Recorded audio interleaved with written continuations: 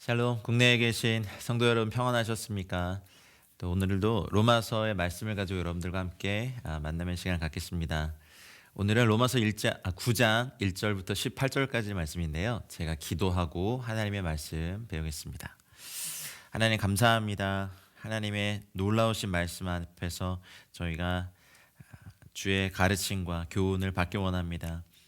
지혜와 계시형을 우리 한 사람 한 사람에게 부어주셔서 하나님 이 말씀을 깨달아 알게 하여 주시고 말씀을 이론적으로나 또 학문적으로 받아들이는 것이 아니라 하나님의 가슴에서 하나님의 마음에서 또 하나님으로부터 나오는 하나님의 로고스와 레마의 말씀으로 받아들이는 은혜가 저희들 가운데 있기 원합니다.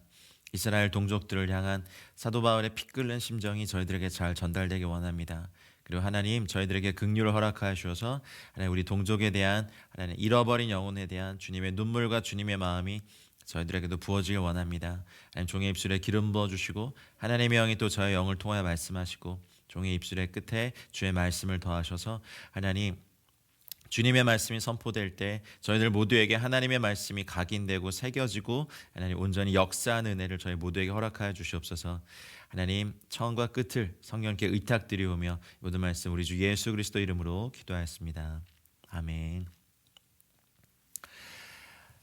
로마서 9장입니다. 드디어 로마서의 반이 지났는데요. 바울이 로마서 1장에서 8장까지에 걸쳐서 저희 이미 살펴본 이죠. 복음에 대해서 말하면서 칭의, 성화, 영화로움에 이르는 어쩌면 복음의 핵심을 1장에서 8장까지 전했습니다. 이제 바울은 이제 9장에서 11장의 이 내용에서 유대인과 이방인의 관계에 대해서 말합니다. 그리고 하나님 안에서 유대인이 지니는 독특한 위치에 대해서도 말을 합니다. 특히 선택받은 이스라엘이 왜 하나님의 복음을 받아들이지 않을까? 그리고 복음은 성경에 이미 계시되어 있는 것인데 왜 유대인들, 이스라엘 사람들은 복음을 받아들이지 않는 것일까? 만일 복음이 먼저는 유대인에게 구원을 주시는 하나님의 능력, 그리고 저희가 로마서 1장 16절에서 이미 살펴봤죠. 먼저는 유대인에게요, 그래요 헬라인에게로다라고 하셨다면 그들은 왜 가장 먼저 복음을 받아들이지 않을까? 그리고 유대인의 복음에 대한 불신은 하나님의 언약과 약속들과 어떻게 지금 조화를 이루고 있는가? 그리고 유대인과 이방인 모두를 위한 하나님의 미래 계획은 무엇인가라고 굉장히 폭넓고 광범위한 주제를 이제 9장, 10장, 11장에 걸쳐서 이야기합니다. 이스라엘의 과거, 또 이스라엘의 현재, 이스라엘의 미래, 그리고 이방인 성도들인 저희들의 이 모든 것도 사실 성경에 기록된 대로 믿어야 합니다. 많은 교회에서 이제 로마서 강해를 하다 보면 복음을 설명한 로마서 1장에서 8장까지는 많이 강의를 하시는데 9장부터는 잘 하지 않으시는 경향을 봅니다. 왜냐하면 이스라엘이 등장하거든요.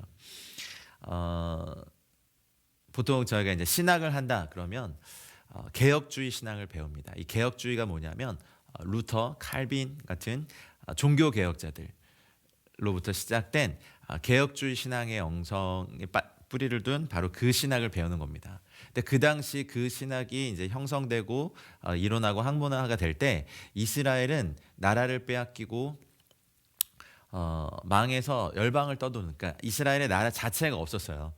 그래서 구약과 신약의 많은 예언의 말씀, 특별히 이스라엘과 관련된 예언의 말씀들을 적용해서 해석하기가 되게 무리가 많았죠. 그때의 상황과 지금의 상황은 굉장히 많이 다릅니다. 2차 대전을 일으켰던 그 독일 사람들, 특별히 전범들이 전범 재판을 받을 때 그런 말을 많이 했죠. 루터 선생님이 여기에 같이 재판을 받아야 됩니다. 종교개혁자의 정통 후예라고 일컬어지는 루터파가 존재하는 독일 교회가 정당화했던 이론 중에 하나가 바로 사실은 개혁주의 신앙의 일부였어요. 그 이론의 근거 중에. 그래서 600만을 학살할 때 독일 교회는 침묵했습니다. 오히려 그런 것들을 도왔습니다. 거기에서 목소리를 냈던 몇몇 사람들은 이단으로 사냥해서 그들을 제명시키고 그들의 목소리를 내지 않도록 가렸습니다. 교회가 저지른 죄악 중에 하나이죠. 아, 그도 그럴 것이 그때는 사실은 이스라엘이 흩어졌고 열방으로 다 흩어졌고 구약에 실제로 이스라엘에 대한 예언들이 영적인 이스라엘이 교회이다라고 해석이 되면서 이제 실제로 교회에 대하여서 이 모든 구약의 예언들을 사실은 좀 억지로 끌어맞힌 경향이 있습니다. 그러나 지금 이제 2차 대전이 있고 난 다음에 이스라엘이 한 나라로서 회복되면서 이제 그러한 해석에 대해서 이제 흔들림들이 있기 시작했습니다. 왜냐하면은 개혁주의 신학이 가르쳐지고 이제 태동되고 5, 600년 동안 가르쳐져 왔는데 그때는 이스라엘이 나라가 없었거든요. 근데 지금은 한 나라로서 이스라엘이 회복되어 있고 그리고 60년대 후반 70년대부터 지금까지 알리야 운동이라고 해서 고토로 흩어진 열방에 흩어진 많은 유대인들이 이스라엘로 돌아온 알리야가 이제 올라가다 뭐 돌아오다 이런 동사인데 알리야 운동을 사실 수백만 명이 지금 하고 있고 그래서 나머지 구약의 예언들이 성취되고 있는 그런 상황들입니다. 그래서 저희가 볼 때 그렇다면 이제 로마서에 기록된 이 말씀에 근거해서 이스라엘의 잘못은 무엇이고 왜냐하면 9장에서는 이스라엘의 타락을 다루거든요. 이스라엘의 타락. 그리고 10장에서는 또 연달아서 이스라엘의 잘못을 다룹니다. 그리고 11장에 가서는 이스라엘의 장래에 어떻게 될 것인지 하나님이 남은 자를 구원하신다고 했는데 또한 그것은 어떻게 됐는지에 대해서 이제 말하기 시작합니다. 저희는 성경적인 안목으로 이스라엘을 바라봐야 합니다.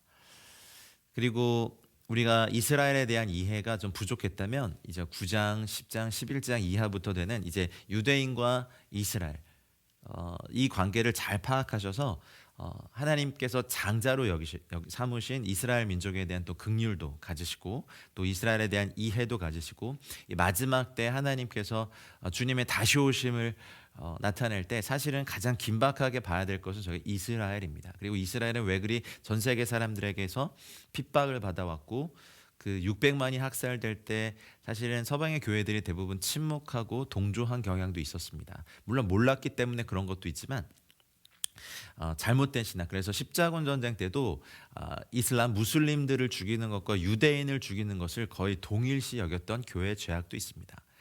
이젠 저희가 하나님의 말씀에 근거해서 이스라엘이 왜 복음을 받아들이지 못하고 그리고 이렇게 그들의 눈이 가려졌는지를 9장, 10장, 11장을 통하여서 성경적인 안목을 가지시길 바랍니다. 그리고 오늘 볼 이 9장 1, 2, 3절부터 해서 바울이 가진 목자들을 향한 바울의 그 목자의 심정, 그 이스라엘을 향한 동족을 향한 슬픈 눈물들, 마음의 고통들, 동족에 대한 상한 마음들이 구구절절히 드러납니다. 사실 이것을 준비하면서 저도 나는 우리 민족을 향해서 저 북한을 향해서 이런 눈물이 있는가 반성하며 또 하나님 앞에 긍휼을 구하며 저에게도 이런 눈물을 허락해달라고 기도하며 이 본문을 준비했습니다. 저와 여러분들에게 또한 이러한 일이 있기를 원합니다. 오늘 할 내용들을 좀 개관해드리면요. 1절부터 5절까지에 걸쳐서 바울이 유대인들을 향한 이스라엘 자기 동족들을 향한 바울의 근심과 고통을 고백합니다. 심지어는 자기가 저주를 받아 그리스도에게서 끊어질지라도 우리 이스라엘을 향한 마음들을 막 표현합니다. 그런 표현까지 쓰죠. 그리고 6절부터 13절까지는 바울이 성경으로부터 아브라함에게 주신 약속이 필연적으로 그의 자손들을 포함하는 것은 아니다라는 것을 증명합니다. 그래서 약속의 자식이 약속의 언약의 자녀, 약속의 자녀가 참 이스라엘이라는 말을 증명합니다. 혈통적인 이스라엘이 아니라 약속의 자녀로 탄생한 이스라엘이 참 이스라엘이다라는 말을 6절에서부터 13절까지 증명하고요. 14절에서 18절까지는 하나님께서 당신이 기뻐하는 자들에게 은혜를 베푸는 것 안에는 어떤 불의함도 없음을 말합니다. 오늘 살펴볼 큰 세 가지의 내용입니다. 9장 1절로 가겠습니다. 1절, 2절이 동일한 절입니다. 계신 자리에서 우리 목소리를 내서 읽겠습니다. 내가 그리스도 안에서 참말을 하고 거짓말을 아니하노라. 나에게 큰 근심이 있는 것과 마음에 그치지 않는 고통이 있는 것을 내 양심이 성령 안에서 나와 더불어 증언하노니. 아멘. 한 절 한 절이 다 어떤 표현 하나하나가 다 중요한데요. 여기 크게 보면 그리스도 안에서 이 말과 성령 안에서 알레세이안 레고 하면 알레세이안 하면 원래 알레세이아가 진리거든요. 진리를 말한다. 참 것을 말한다. 참 말을 말한다. 레고 내가 말한다. 그런데 어디에서 하냐면 엔 크리스도 그리스도 안에서 내가 진리를 말한다 이렇게 말해요. 여러분 사도 바울은 고린도서에서 밝힌 것처럼 세 번째 하늘 우리의 시민권이 있는 그 우라노이스의 하늘에 이끌려 갔다 온 사람입니다.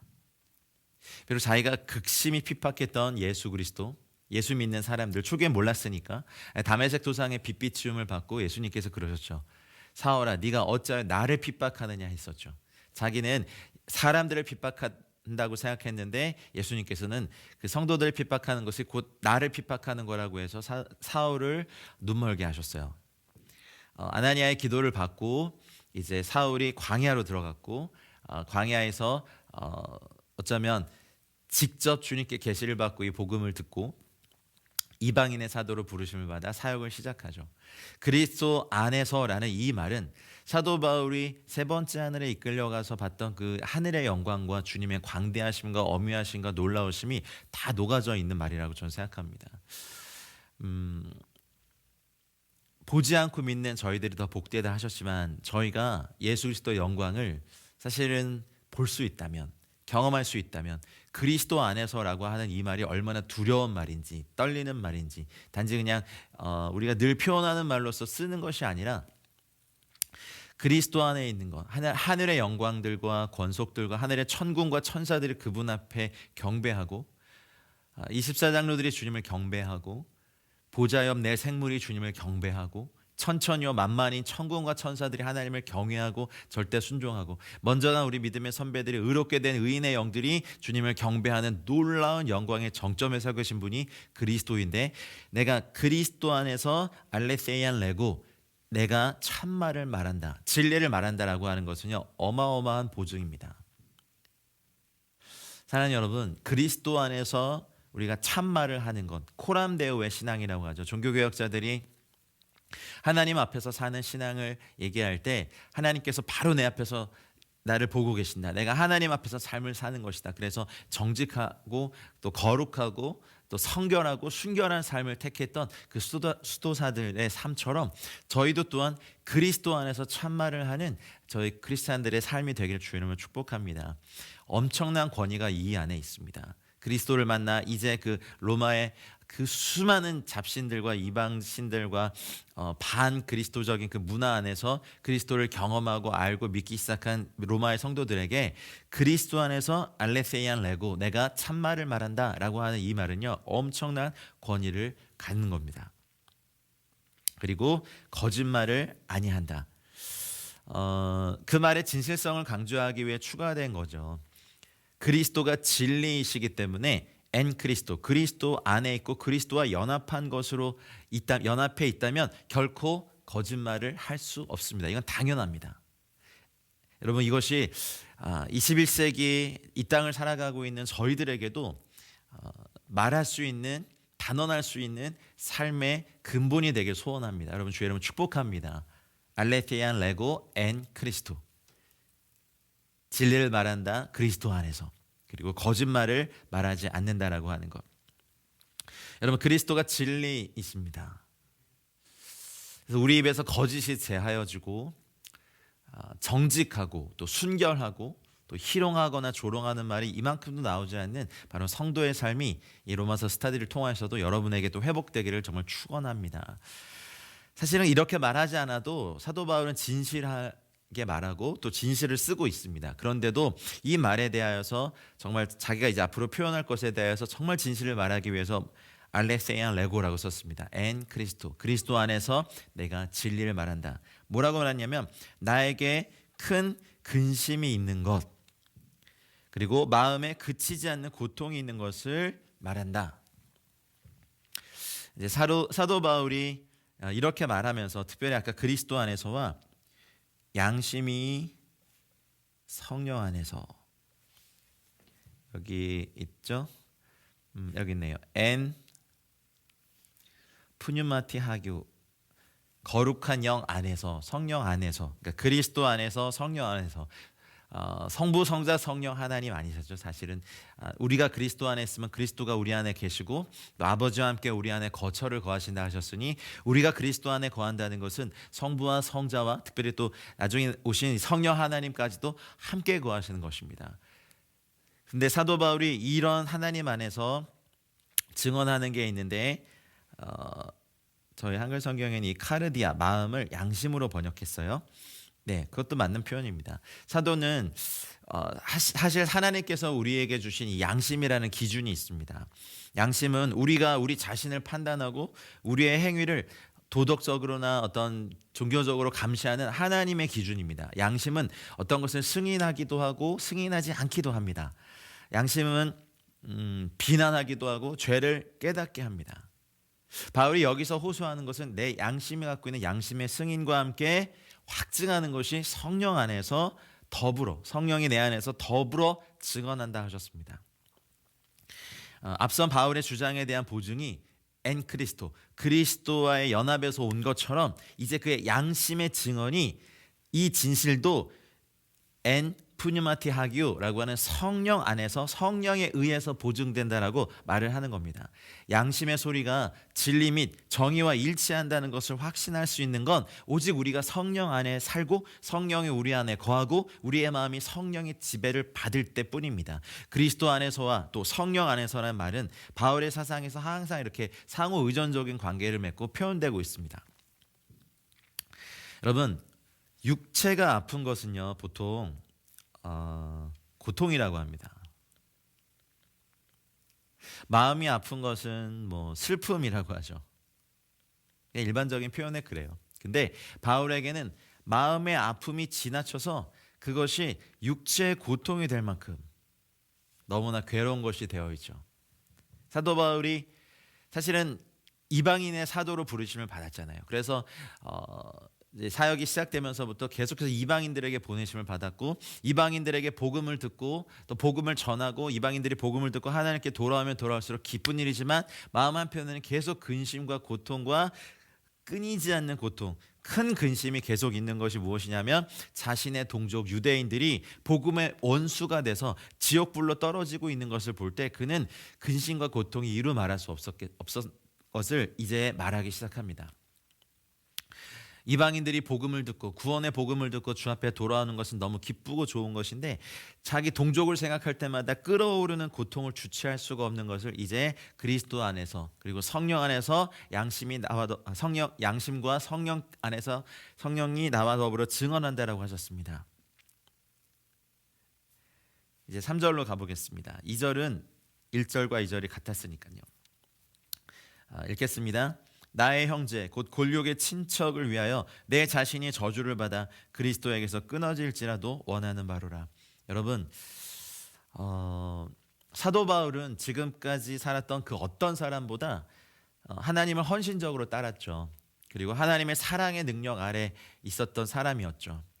그런데 자기 동포 유대인에 대해서 각별한 관심을 갖고 있었지만 하나님께서 부르심의 영역이 어떤 것이었냐면 사실은 이방인이었어요. 그런데 이제 3절에서 자신의 본심을 말해요. 골육의 친척, 나의 형제 곧 골육의 친척을 바라봅니다. 저도 개인적으로 선교사로 부르심을 받아서 하나님께서 매 시기마다 섬기게 하신 민족들이 있었습니다. 어떨 땐 중국 민족, 어떨 때 또 중동과 터키와 또 지금은 또 우리 탈북 형제 자매들 북한 또 남한 섬기고 있지만 또 한 사람이 모든 영역에 다 부르심을 받은 건 아닙니다. 사역자들은 각각의 쓰임과 부르심이 있습니다. 근데 사도 바울의 입장에서는 자기가 정말 어려서부터 유대인 중에 유대인으로 태어나 자랐고 바리새인 중에 바리새인으로 훈련받았고 자기 동족을 너무 사랑했고 유대교에 정말 열심히 있었고 예수라는 자기가 생각하기엔 초기에는 예수라는 어떤 이단의 괴수를 믿는 사람들을 열심을 가지고 핍박했는데 이제 그분의 종이 되어서 이방인의 사도가 되어서 복음을 전하지만 전하면 전할수록 형제 동포를 향한 애끓는 심정이 계속해서 나와서 3절에서 어떤 표현까지 썼냐면 그들을 위해서 내 자신이 저주를 받아 그리스도에게 끊어질지라도 나는 원한다. 나의 형제들을 원한다. 뭘 원하겠어요? 나의 형제 골육의 친척이 구원받기를 원한다라는 거죠. 이 아나테마라고 하는 것이 이제 저주인데요. 이게 굉장히 여러 가지 뜻을 나타냅니다. 여러분, 이제 이 구절의 해석에 대해서 굉장히 많은 신학자들이 엄청난 이론과 해석과 또 논증을 하고 있는 것이 사실인데요. 이 정도 마음으로 동족을 위하여서 저주를 받을 정도, 내가 저주가 되어도 좋으니 우리 동족이 구원받기 원한다라는 이 마음이 사실은 이것을 뭐 원어적으로 학문적으로 해석해드리고 강해드린 것보단 어쩌면 이것은 하나님의 마음에서부터 나오는 것이구나 라는 생각이 들었어요. 여러분, 사실 각 선교사들마다 하나님께서 부르신 그 민족에 대한 독특한 사랑 그리고 보이진 않지만 이제 좀 멋있는 말이긴 해요. 선교사들의 눈 밑에는 그 민족을 향한 눈물의 강의 물줄기가 있어야 된다. 안타까워하고 애타하고 그냥 내 가족이 구원받지 못한 것처럼 안타까워하며 금식하고 핍박이 있더라도 복음을 전하고 배신을 당해도 사랑하고 테러를 당해도 그 사람을 용서하는 그 눈물의 강이 영혼의 강이 선교사들에게 있어야 그 민족을 품을 수 있다라고 저희가 이제 선교 훈련 받을 때 배웠는데 초기에는 그런 불들이 좀 있었던 것 같아요. 제 개인의 이야기를 드리는 겁니다. 근데 지금은 그런 불이 있는가라고 할 때 예전 같은 그런 뜨거움은 혹시 사라졌을지 모르지만 이제는 아주 작은 능력이라도 제가 붙들고 하나님께 충성하며 부르심의 자리에 가길 원합니다. 저는 그렇습니다. 예전에 어떤 일본 선교사님 뵌 적이 있었는데 일본 사역하러 갔을 때 일본에서 사역하실 때 그러시더라고요. 한국 사람들이 일본 많이 미워하잖아요. 민족적으로 역사적으로나 얽힌 게 많아서 심지어는 막 후지선이 다시 이렇게 화산이 폭발해서 그냥 다 망해버렸으면 좋겠다. 막 일본 열도가 가라앉으면 좋겠다. 막 그렇게 저주하는 사람도 솔직히 있습니다. 근데 그 선교사님의 눈물이 있었어요. 일본 미워하시면 안 됩니다. 일본 위해서 기도하셔야 됩니다. 이 일본에 얼마나 많은 영혼들이 구원받아야 됩니까? 그러면서 한국 분이신데 눈물을 정말 글썽글썽 하시면서 말씀하실 때 되게 숙연해졌어요. 여러분, 저는요 이것이 하나님의 은혜로 택함 받은 자의 마음이라고 여겨요. 난민들을 제가 볼 때, 우리 탈북 형제 자매들을 볼 때, 그리고 중동의 무슬림들을 볼 때 전 처음부터 뭐 이런 마음이 없었거든요. 근데 섬기면 섬길수록 그들을 위해서 기도하면 기도할수록 이제 이런 마음들이 생겨집니다. 긍휼의 마음이 부어집니다. 여러분, 이 로마서 9장을 함께 나누시면서 여러분에게 심지어는 여러분을 미워하는 사람, 혹여 여러분을 죽이려 하는 사람들이 있다 하더라도 그들을 긍휼히 여기시는 그 사람이 구원받기 위해서 내가 저주가 될지라도 하나님 저 사람이 구원받기 원합니다라고 하는 이런 기도의 그런 심정에까지 이렇게 가기 원합니다. 토마스 선교사가 26살의 나이에 우리 평양에 그 제너럴 셔먼호 타고 와서 대동강변에서 쪽정경 하나 전해주고 참수되어서 죽을 때 어쩌면 한 번도 제대로 사역해보지 못한 조선을 향하여서 예수, 예수라고 외치며 죽었던 그 선교사의 그 마음에는 이런 은혜받은 택함받은 자의 마음이 분명히 있고 이 9장 3절에 사도 바울이 나의 형제 곧 골육의 친척을 위해서 내가 저주를 받아 그리스도에게 끊어질지라도 나는 원한다라고 하는 이 마음이 있었을 거라고 저는 믿습니다. 여러분, 다른 사람들이 받지 못한 큰 은혜를 우리가 받았다면 그것은 우리에게 사실 사명이 됩니다.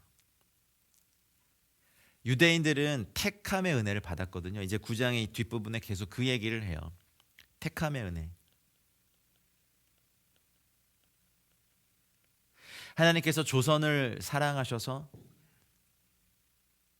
140년 전에 선교사들을 이 땅에 보내시지 않았다면 저희 어떻게 됐을까요? 아찔합니다.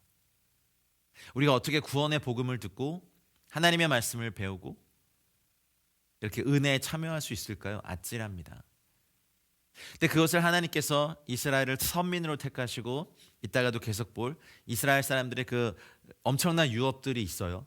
그런 것을 다 받았는데 문제는 택함의 은혜를 받았지만 그 택함의 은혜를 다 자기 것으로 여겼어요. 여러분 사도 바울도 은혜를 받았어요. 사도 바울은 하나님을 위하여 그리고 사람들을 위하여 자기 목숨을 내놓았어요. 여러분 우리가 많은 은혜를 받고 뭐 몇 대째 신앙인이다 이런 거 자랑한다면요. 사실은 우리가 확인해야 될 게 있어요. 하나님의 은혜를 가정에 반대 없이 받아들였다는 건요. 엄청난 은혜이자요. 또 하나 사명입니다. 그렇지 않으면 유대인으로 태어나 엄청난 것을 받았지만 누릴 수 있었지만 결국에 구원의 길에 떠난 이 9장에서 말하고 있는 다른 유대인의 전철을 밟게 되는 거예요. 에서의 길을 밟게 되는 거예요. 모태신앙이십니까? 감사하십시오. 그런데 그렇게 어려서부터 받은 은혜가 사명이 되지 않으면 여러분은 사실은 너무나 불행한 인생이 됩니다. 사랑하는 여러분, 우리의 가슴이 복음으로 뜨거워지고 어쩌면 뭐 이 땅에 들어온 무슬림들을 향하여 난민으로 들어와서 어떤 혜택을 받고 있는 사람들을 향하여 또 탈북 형제 자매들을 향하여 북한의 2,500만 우리 동포들을 향하여 열방을 향하여 사도 바울이 가졌던 로마서 9장에서 가졌던 마음의 큰 근심과 끊이지 않는 고통의 단계로 다다라서 나의 형제 골육을 위해서 예수 그리스도께서 우리를 위하여 저주가 되신 것처럼 사도 바울도 이런 심정이었을 거예요. 내가 이스라엘 동족을 향하여서 내가 저주가 돼도 좋으니까 내 형제 자매, 내 골육의 친척 이스라엘이 구원을 받는 것을 내가 정말 원한다라는 이런 기도가 우리 입 가운데 한국 교회 가운데서 나오게 된다면 하나님께서 이제 휴전선의 문을 여실 것이고 우리 북한의 동포들도 순식간에 또 우리의 이런 뜨거운 마음으로 복음을 전하게 그들이 복음을 듣게 구원받는 사람을 많게 하시리라 믿습니다. 사실 이 본문을 준비하면서 되게 너무 부끄러웠습니다. 나는 이런 눈물을 흘려본 적이 언제인지. 선교사로 헌신하고 또 초기 전도사 시절에 이제 목사 안수를 받고 정말 뜨거웠던. 그래서 사실 한 번도 가보지 않은 나라들의 이름을 불러가며 매일매일 몇 시간씩 기도실에서 그 열방을 향하여 기도했던 이 기도가 좀 부끄럽습니다. 저에게도 끊겨지지 좀 됐습니다. 왜냐하면 지금 부르심 받은 민족에 대한 기도도 너무 많거든요. 그러나 다시 한번 저도 이렇게 심기일전한 게 무엇이냐면 하나님 이 사도 바울의 눈물의 기도를 제안해도 주십시오. 감히 원하는데 예수님께서 하늘 보좌 다 버리시고 우리를 구원하시기 위해서 우리의 죄와 저주를 담당하셨다는 것은요 주님께서 하나님의 입장에서 저주가 되어주신 거예요. 우리가 받아야 될 저주를 짊어주신 거예요. 사도 바울은 비록 자신은 이방인의 사도로 부르심 받았지만 골육 친척 형제 자매를 위해서 내가 저주가 돼도 좋으니 이스라엘 우리 형제 자매들이 구원받기를 원한다라는 이런 놀라운 표현을 했습니다. 그리스도께서 우리를 위해 저주가 되신 거 얼마나 놀라운 일이십니까 여러분. 예수 그리스도는 영원토록 찬양받기 합당하십니다. 만일 주님이 우리 인류를 위해서 종들을 위해서 본질상 진노의 자녀였던 원수였던 저희들을 위해서 저주가 되셨다면 그분의 종인 저희들이 형제들을 위해서 자매들을 위해서 기꺼이 저주가 되는 것은 너무 당연한 일이 아닙니까? 여러분 우리는 잃어버렸던 복음에 대한 열정을 어쩌면 한 번도 붙지 않았던 복음에 대한 열정의 불이 이 로마서의 말씀을 통해서 우리 가운데 붙길 원합니다. 선교회 사역을 하면서 힘든 건 많이 있죠. 많이 있죠. 그런데 가장 어려운 것은요. 영혼들을 바라봤을 때 아무런 애통함이나 뜨거움이나 간절함이 없는 제 모습을 발견할 때 너무 힘들어요. 뭐 장소가 없고 뭐 재정이 부족하고 그런 거 어렵죠. 어려운데요. 정말 어려운 것은요. 영혼들에 대한 눈물이 사라진 것을 확인했을 때 너무 당황스러워요. 여러분 아니시겠죠? 말씀을 전하는 저도 로마서 9장을 준비하면서 너무나 부끄러웠고 하나님 말라버린 제 눈에 눈물을 회복시켜 주십시오. 식어버린 제 가슴에 불을 다시 땡겨 주십시오. 저희 에클레시아 모든 분들, 이 영상을 보시는 모든 분들의 가슴에 잃어버린 영혼에 대한 하나님 아버지의 안타까운 눈물을 회복시켜 주십시오. 기도하며 오늘 여기 섰습니다. 사랑하는 여러분, 가장 큰 사랑까지 우리 자라나십시다. 우리가 열방을 품는 것 다 품어야 됩니다. 그러나 예루살렘과 온 유대와 사마리아와 땅끝까지 가는 이 선교의 여정에 우리가 우리 민족, 여러분 작년까지 기독교 박해지수 20년 동안 부동의 1위를 차지했던 우리 조국을 넘어서 저 북한, 우리 동포들 품지 않으면 안 됩니다. 이슬람권 품어주십시오. 저 에클레시아 왜 북한, 이슬람 품고 사역합니까? 여러분, 기독교 박해지수 1위부터 10위까지가 북한과 이슬람권입니다. 저희 큰 단체도 아닙니다. 이제 막 시작된 단체입니다. 아직 많이 미미합니다. 그러나 아주 작은 힘이라도 북한을 향하여, 우리 동족을 향하여, 선교 통일, 복음 통일을 향하여 이슬람권의 하나님 나라의 부흥, 예수 그리스도를 구주로 영접하는 수많은 사람들의 부흥과 추수를 보기 원하고 달려갑니다. 지치지 않는 건 여러분의 기도와 또 후원과 이것도 참 감사드립니다. 그런데 이 마음이 저와 여러분들에게 동일하게 부어지도록, 너무 감정적으로 이 강해를 이끌어가면 안 되는 거 알고 있습니다만 사도 바울의 심정이 오늘 저보다 더합니다. 2000년이 지났는데도 여전히 이 로마서를 통해서 저희들에게 피 끓는 절규를 하고 있는 것 같아요. 내 형제, 곧 골육의 친척을 위하여 내 자신이 저주를 받아 그리스도에게서 끊어질지라도 나는 원한다. 나는 원한다. 내가 원한다. 나는 정말로 원한다. 아노테마, 저주가 되고, 이건 또 다른 번역엔 재물도 있거든요. 그렇다면 거짓 다른 신들에게 이렇게 드리는 이런 것 재물을 아노테마라고 했어요. 그러니 사도 바울은 기꺼이 이방인의 사도로도 자신의 재물을 드렸지만 자기 동족들이 구원받는 것에도 자신을 들여서 구원받기를 원하는 겁니다. 사랑하는 여러분, 여러분이 직업이 지금 어떤 것인지 이 주님의 마음이 이 말씀을 통하여서 회복되기를 주님을 축복합니다.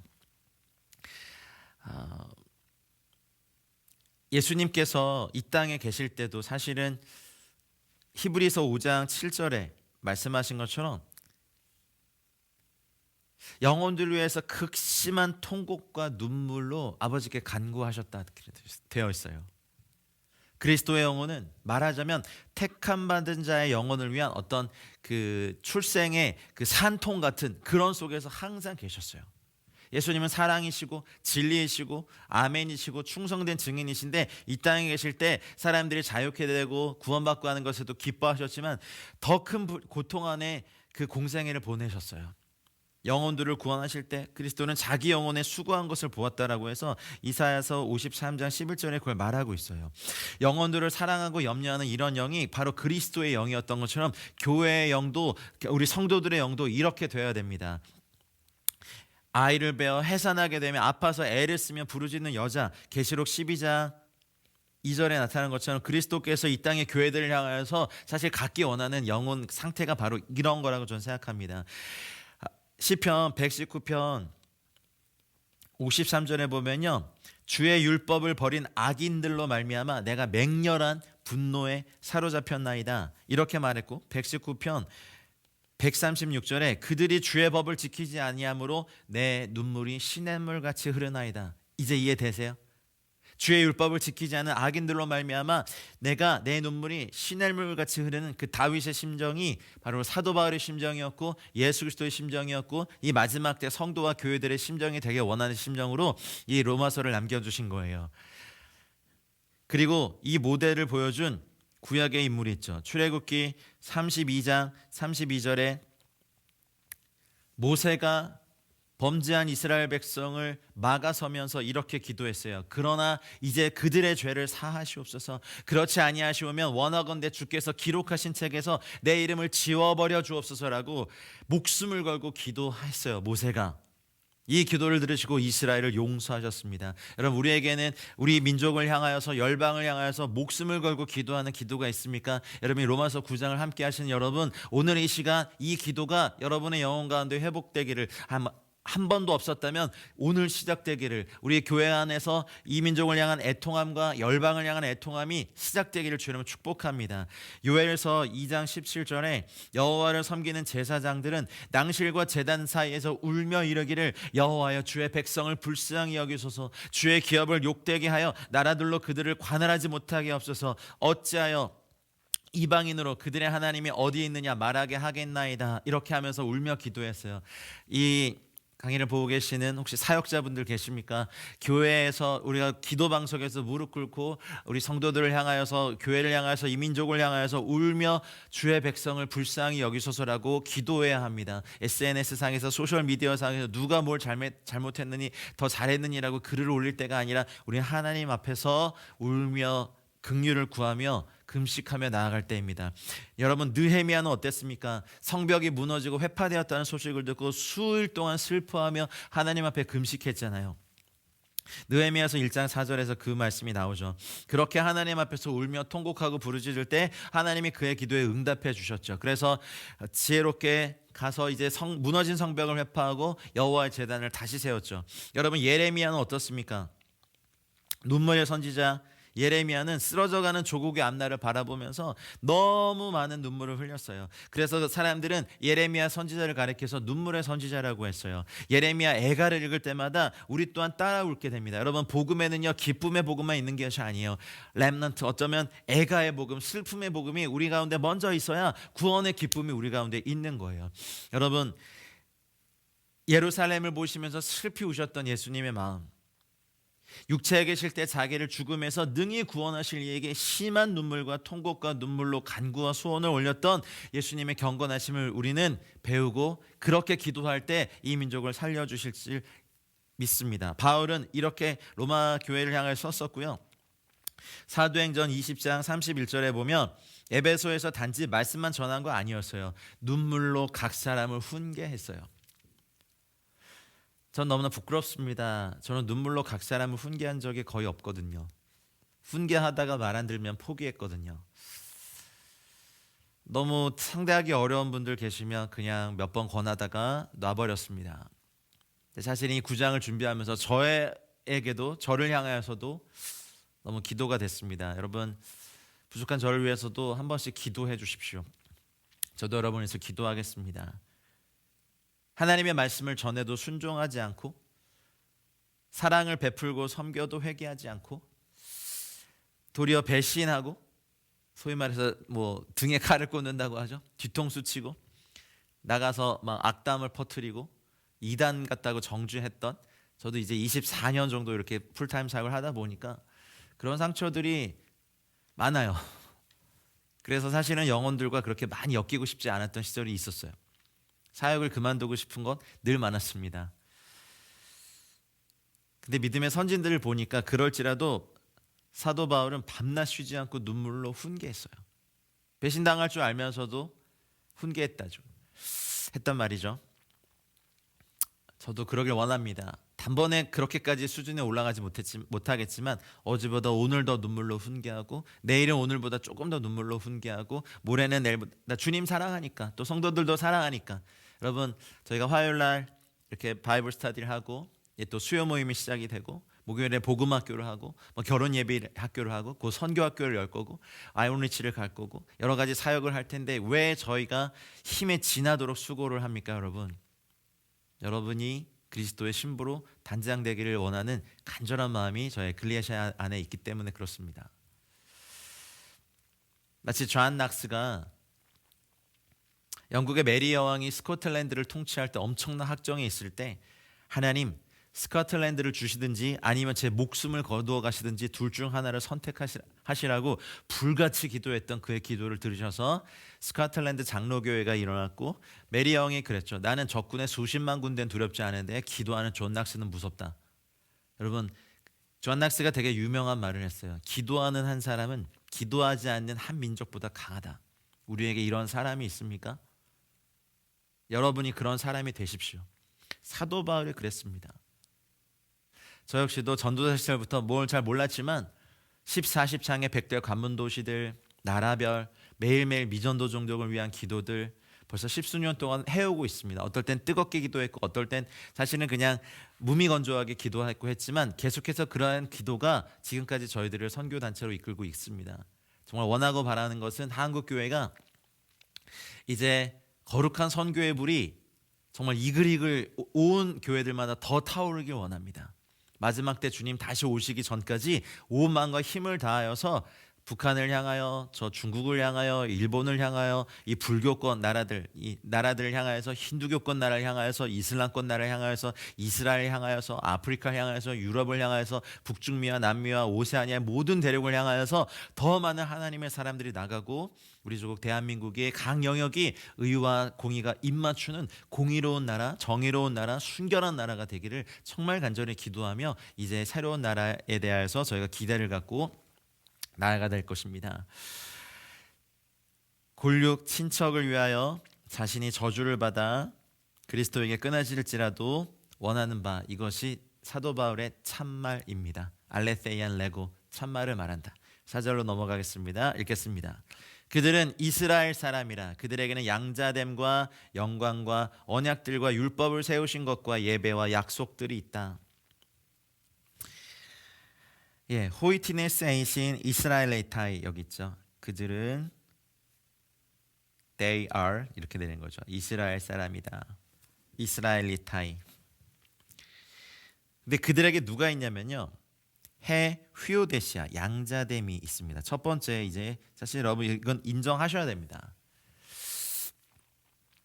이스라엘 사람이다라고 말한 것은요. 하나님의 백성이다라는 거예요. 하나님의 선민이다. 출애굽을 할 때 우리가 출애굽기에 보면 순수 혈통의 히브리 민족만 나온 거 아니에요. 많은 성경에 보면 잡족들이라고 되어 있는데 다른 민족도 하나님의 놀라운 권위와 통치를 보고 기꺼이 나와서 이스라엘 백성과 이제 그 민족을 이룹니다. 그래서 혈통적 이스라엘이 이스라엘 사람이 아니고요. 지금도 사실 알리야해서 돌아오는 사람들 유대인들 이렇게 보면요. 생김새가 다 달라요. 2000년을 넘게 열방에서 살면서 그 민족 사람들과 많이 동화됐어요. 제가 중국에 있을 때 카이펑 개봉에 자신들이 그 유대인의 후손들이라고 해서 중국 공산당 몰래 막 유대식으로 예배하고 샤밧 지키고 토라 읽고 막 공부하는 그런 그 유대인들을 만난 적이 있어요. 근데 외모로는요 완전 중국 사람이에요. 중국말 하고. 근데 결국 그 DNA 검사 받아서 이스라엘 정부에서 인정받아서 알리야로 한 명씩 가고 있었습니다.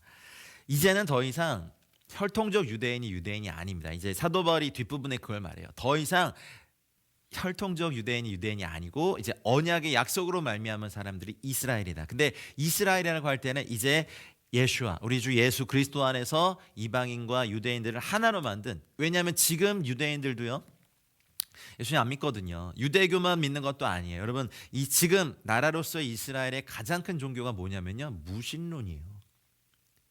유대교 믿는 사람들의 수는요. 너무 적어요. 그러니 여러분 그 텔아비브 같은 곳에서 전 세계 최대 규모의 동성애 축제가 열리는 거 보면서 적잖이 당황하시죠.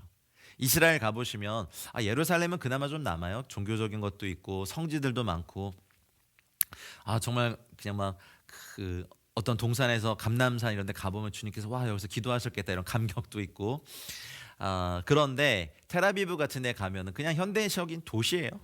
별로 종교적이지도 않고 막 동성애 축제 정말 세계 최대로 열리고 등등등 이런 거 보면 낙태도 어마어마하고요. 혈통적 유대인, 혈통적 이스라엘 사람이 하나님의 백성이라고 하는 것은 사실 지금의 이스라엘 보면요 그래요. 우리가 이스라엘 위해서 기도해야 되는 것이 이제 이들도 유대교가 아니라 그들의 약속과 언약 안에 이미 오신 메시아 예수와 예수 그리스도를 믿고 구원을 받아야 되는 민족으로 되어 있어요. 그러나 하나님께서 이스라엘을 선민으로 택하신 건 맞아요. 여러분 이것까지 부인하시면 안 돼요. 하나님이 택하신 거 부르시면 후회하시면 없거든요. 그들은 이스라엘 사람, 하나님의 백성, 하나님의 선민이에요. 하나님으로부터 특별한 은총을 받은 민족이 맞아요. 그들이 받은 특권은요. 여기서부터는 8가지가 나와요.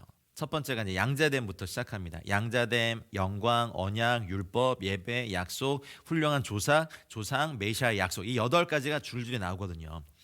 그러니 처음 언급한 것은 그들이 이스라엘 사람이라는 이런 놀라운 어떤 정체성, 이것이 이제 창세기 32장 8절까지를 떠올리게 해요. 야곱이 이스라엘이라는 이름을 받을 때 그에게 부여된 존엄성과 그의 후손에게 수여된 존엄성을 떠올리게 하는 거예요.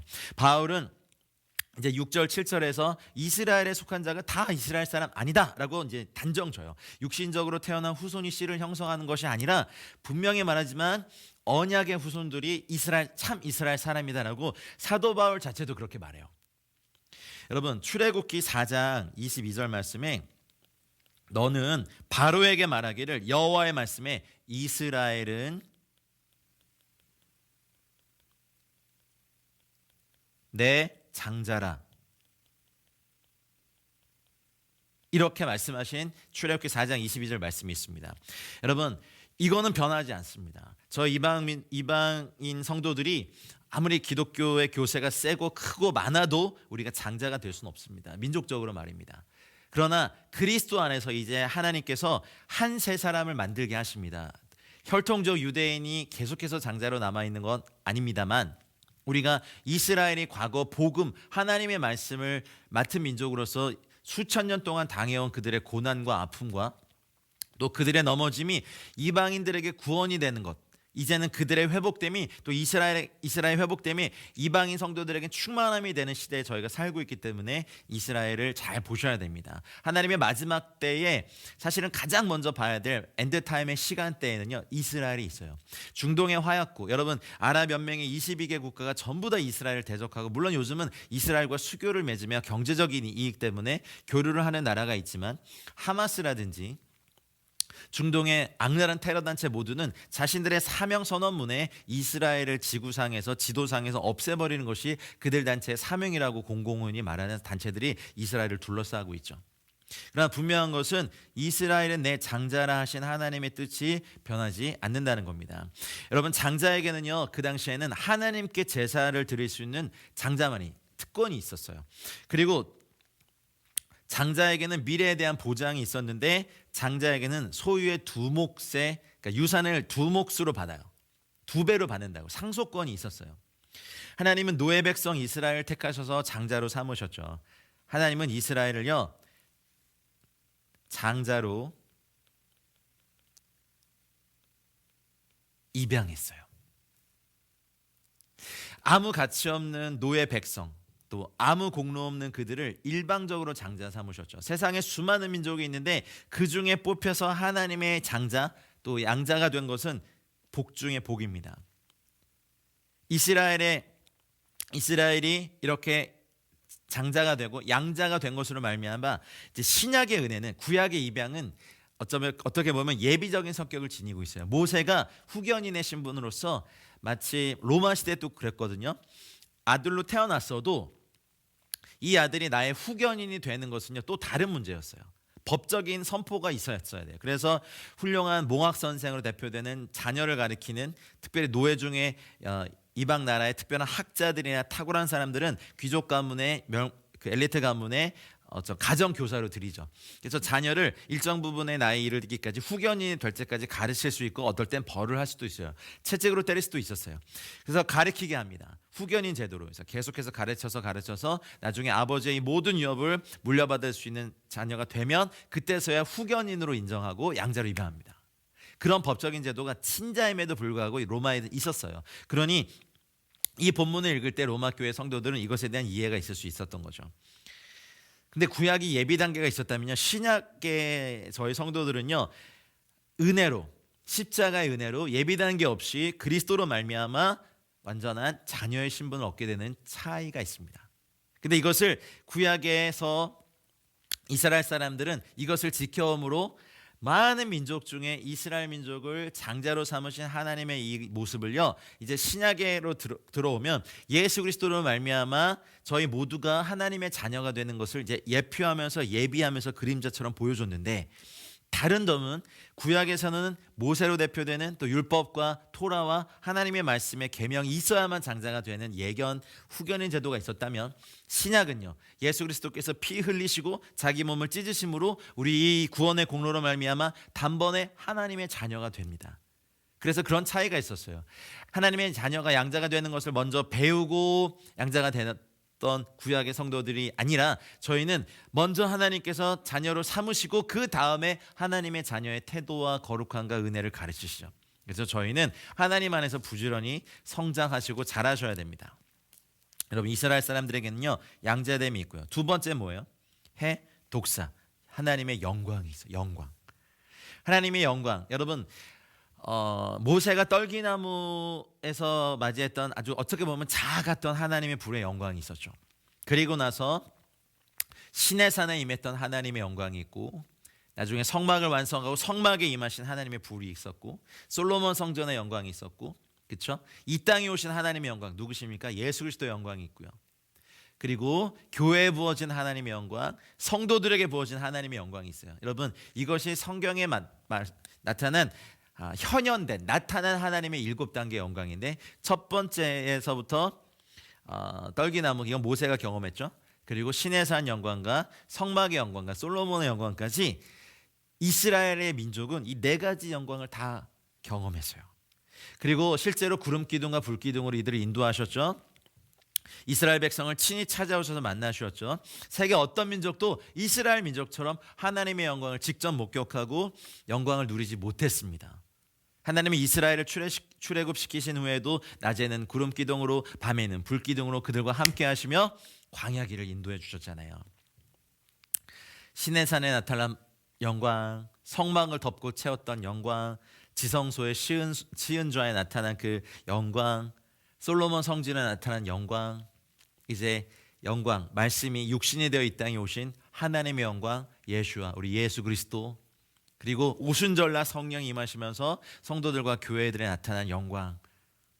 그러니까 앞선 영광들을 지켜내고 경험하고 누렸던 것이 이스라엘 사람들이었습니다. 할렐루야. 세 번째 뭡니까? 디아데카이라고 하는 언약들입니다. 이게 복수형이기 때문에 복수형 관사가 쓰였죠. 언약들, 사실 언약들이에요. 복수형이에요. 할례를 받았죠. 이스라엘 사람 남성들은 남성의 성기의 표피를 잘라서 지금의 포경 수술과 같은 모습으로 그걸 만들면서 어쩌면 생식 기능이 있는 남성의 가장 어떤 중심되는 그곳에 하나님의 언약의 표를 남겨주셨어요. 그리고 시내산에서 하나님과 이스라엘 백성이 맺은 언약, 토라, 율법이 있죠. 세상에 어떤 민족과도 이렇게 하지 않았어요. 심지어는 그 언약이 내가 너와 결혼했다, 광야의 시간들을 하나님이 신혼의 생활과 같다라고 말씀하실 정도로 하나님이 이스라엘과 언약을 맺은 걸 중요시 여겼고, 이스라엘이 그 언약을 어기면서 타락해 갔을 때 선지자를 보내시고 그들에게 그 결혼 언약을 어겼다라고 말씀하시고, 돌아오라, 참된 남편에게 돌아오라라고 주님이 말씀하셨습니다. 결혼 언약을 깬 이스라엘 백성들에게 하나님이 선지자를 보내시고 그들을 고치셨고 다시 회복시키셨고, 또 어떤 시대는 사사를 보내셨고 말씀을 보내셨습니다.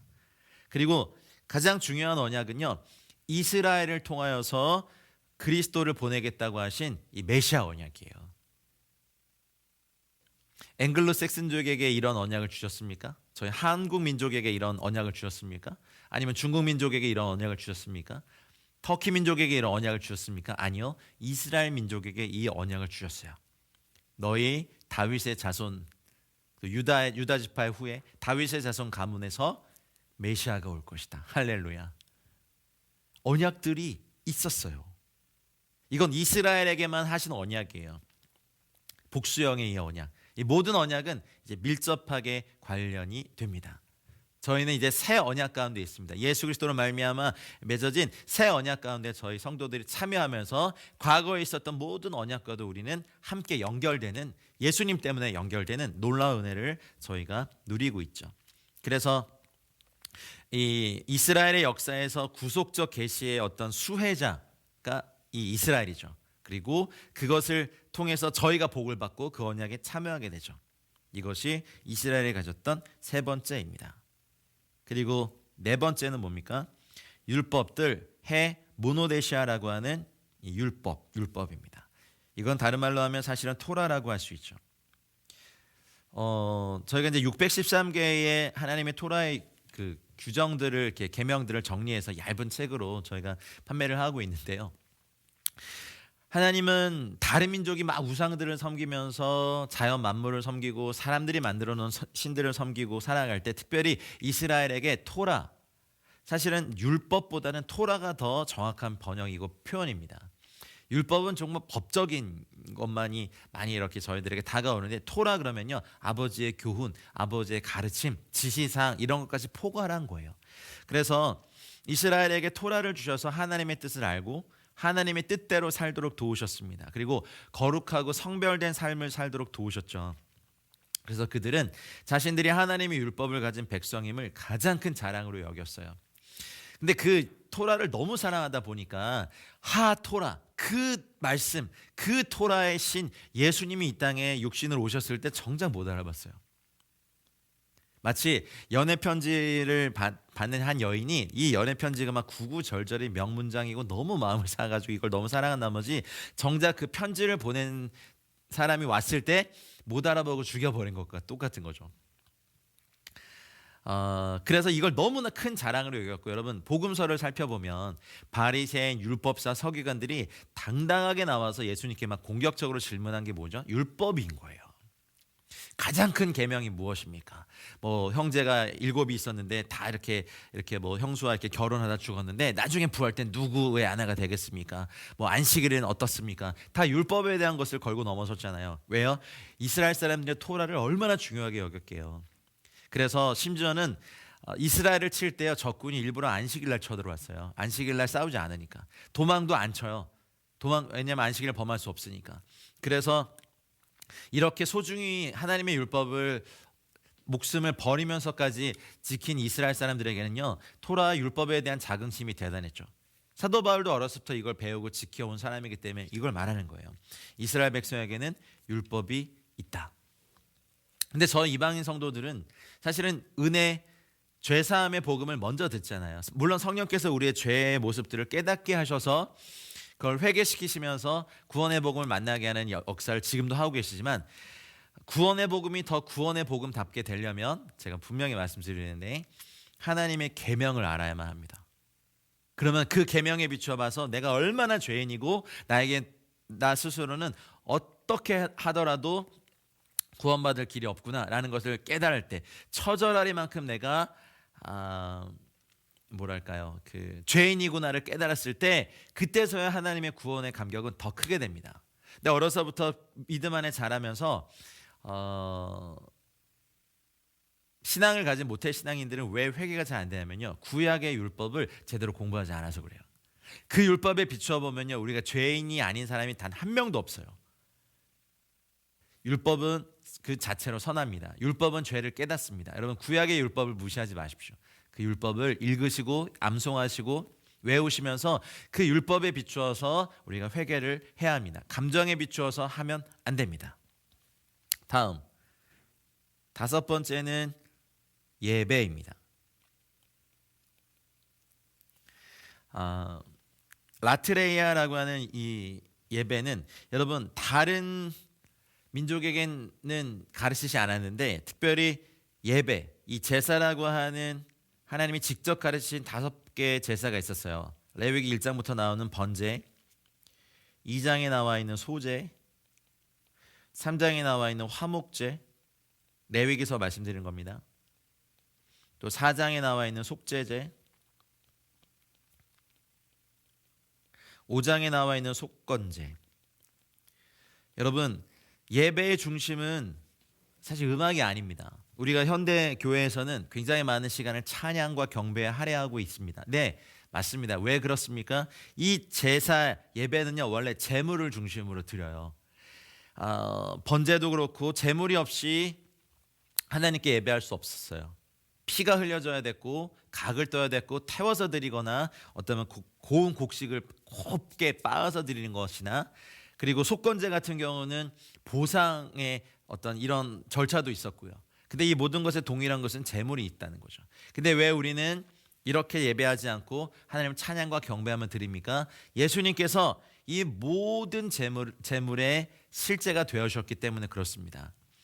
번제는 모든 것을 다 태웁니다.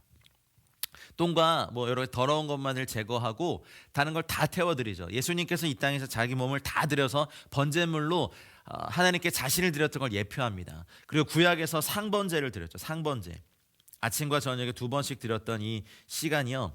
유대 전승에 보니까 아침 우리식으로 보면 아침 9시와 오후 3시, 그러니까 15시 이렇게 두 번씩 상번제를 항상 드렸습니다. 그런데 여러분 이 시간 뭔가 익숙하지 않습니까?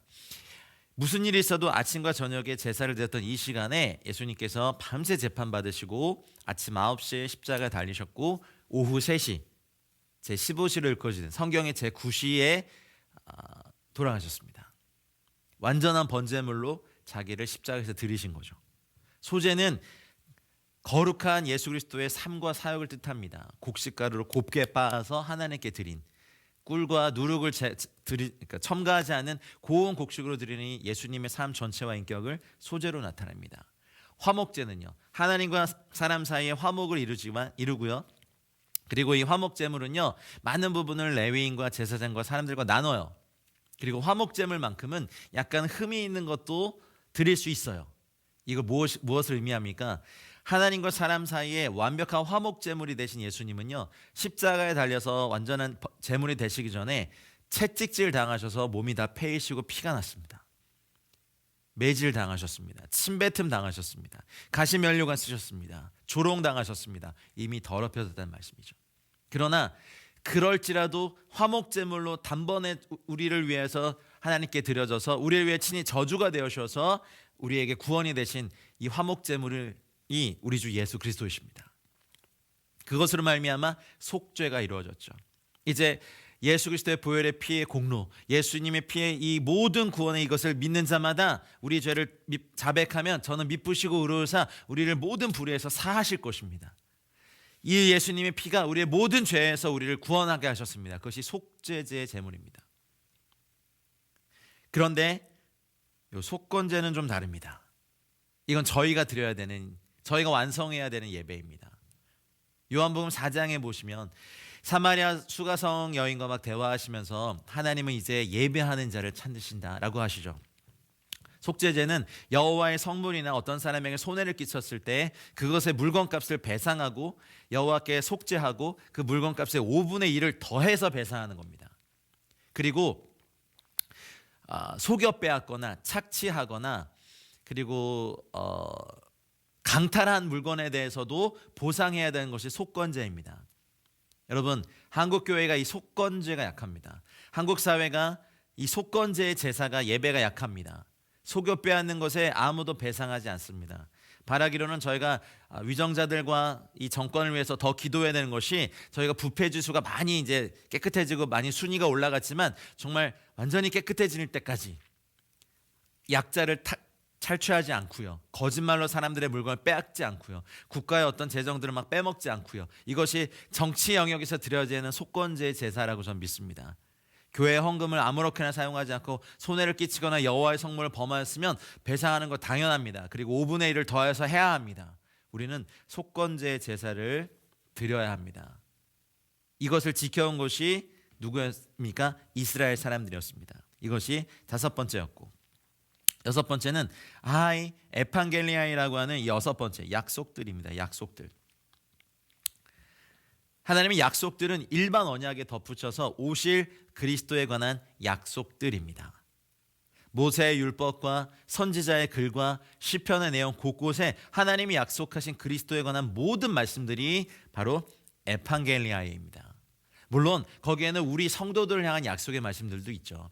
그러나 성경의 주된 약속의 말씀의 내용은 예수 그리스도가 오실 것이다. 그 오실 예수 그리스도가 태어나심과 자라심과 고난받으심과 심지어는 십자가에서 속옷까지 제비 뽑히실 것에 대한 약속들이 다 있고요. 사흘 만에 부활하실 것과 또 승천하실 것과 다시 오실 것에 대한 모든 약속들이 성경에 있습니다.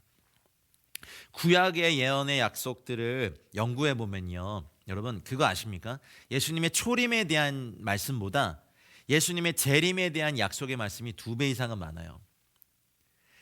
너무나 놀랍습니다. 예수님의 초림보다 예수님의 재림, 다시 오셔서 이 땅을 통치하시고 다스릴 것에 대한 많은 예언의 말씀이 초림에 대한 예언의 말씀보다 사실 2배 이상은 많습니다. 성경은 사실 연구하면 연구할수록, 대하면 대할수록 너무 놀라운 하나님의 정말 방대함입니다. 이 6가지가 이스라엘 백성들에게 있고, 5절로 넘어갈까요? 조상들도 그들의 것이요 육신으로 하면 그리스도가 그들에게서 나셨으니 그는 만물 위에 계셔서 세세의 찬양을 받으실 하나님이시니라. 아멘. 조상들 7번째죠. 여기 하이 파테레레스 요 단어 복수죠. 여러분, 아브라함, 이삭, 야곱 이런 훌륭한 족장들도 있었고요. 그 이후에 사사들이 있었죠. 왕들이, 훌륭한 왕들이 있었죠. 다윗이 있죠. 그리고 선지자들이 있죠. 위대한 믿음의 조상들이 있죠. 그리고 그 조상들을 통해서 형성된 자랑스러운 역사와 전통이 이스라엘에게는 있습니다. 그리고 여기 보면 드디어 8번째, 육신으로 하면 그리스도가 그들에게서 나실 것이다. 호 크리스토스토 카타 사르카, 육신을 따라서 그리스도가 나실 것이다. 이스라엘의 혈통을 통해서 인류의 구원자 예수 그리스도를 보내줄 것이다. 가장 위대한 유업이죠. 그리스도께서 이 이스라엘을 통해서 나신 것은요, 사실 이스라엘 민족에겐 큰 특권이요 은혜입니다. 앞에서 열거한 어쩌면 7번까지의 이 특권은요, 이 마지막 특권을 위한 준비고 그림자일 수 있습니다. 하나님이 인류의 구원자이신 예수님을요, 유대인의 몸과 혈통에서 나게 하셨어요. 그들에게 먼저 복음을 영접할 기회를 주셨단 말이죠. 그래서 바울은 항상 먼저는 유대인에게요, 그리고 헬라인에게도라고 강조한 거예요.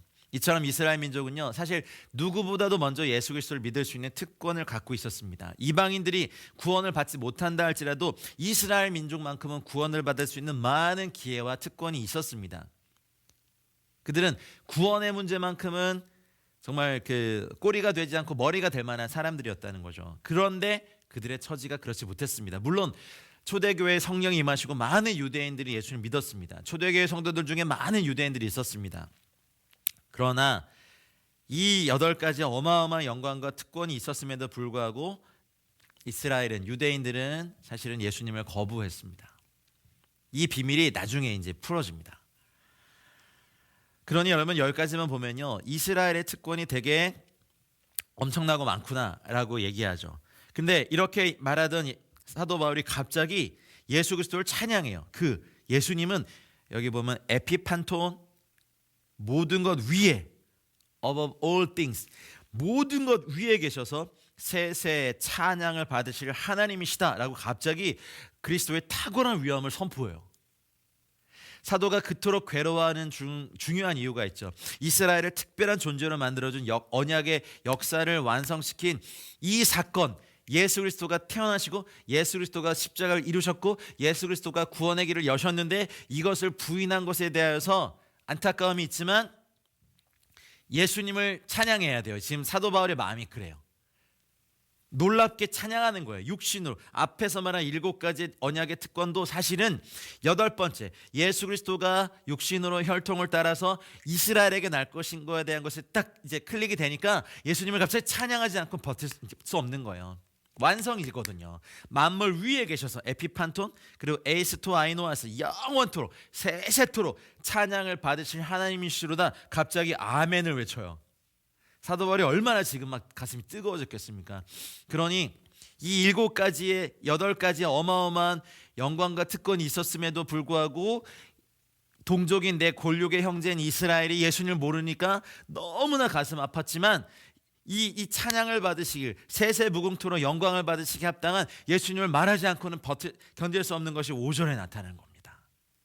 사도 바울이 지금 엄청난 뜨겁게 됐어요. 편지를 쓰는 것만으로도 자기가 3번째 하늘에 이끌려 봤던 예수님, 다메섹 도상에서 자기를 처음 부르시고 아라비아 광야에서 자기에게 나타나셔서 복음을 직접 가르치시고 마지막에 자기가 어떤 일을 당해야 될지도 다 알려주시고 끝까지 사도 바울 곁에 서서 말씀하시고 이끄시고 모진 핍박과 고통 속에서 죽음 통해서 다시 살게 하시고 로마에까지 가야 된다고 말씀하신 그 예수 그리스도, 어쩌면 이 사도 바울과 이 많은 사도들이 순교한 이후에도 이 복음이 천하만국에 어떻게 퍼져나갈 것인지에 대한 어떠함도 사도 바울이 봤을 수도 모르겠어요. 그러니 세세 무궁토록 찬양을 받으실 하나님, 그가 너희들이 배반하고 거절한 예수 그리스도시다 라고 말하는 사실은 선포를 한 거죠.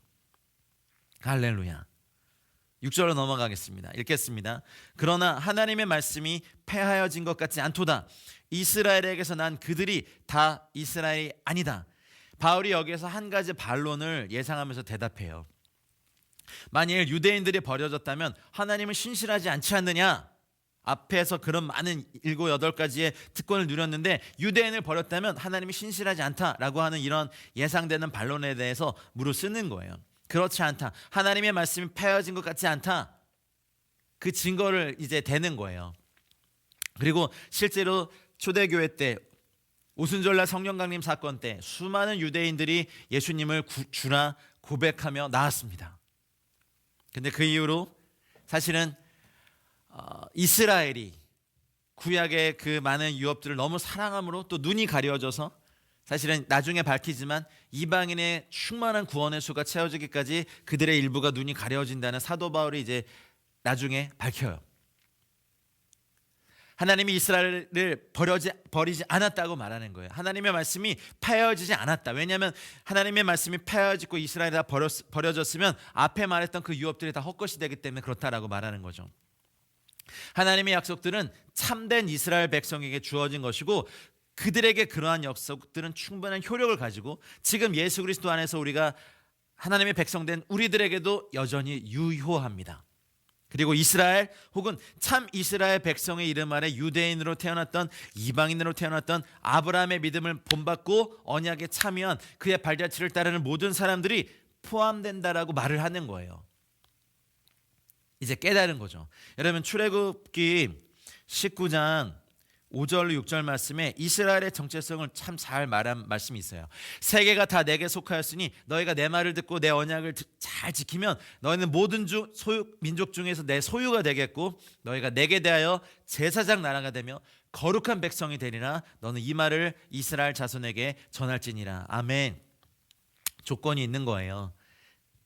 내 말을 잘 듣고 언약을 지키면이라는 거죠. 그래서 이스라엘이라고 해서 다 제사장 나라, 다 택한 백성 되는 거 아니에요.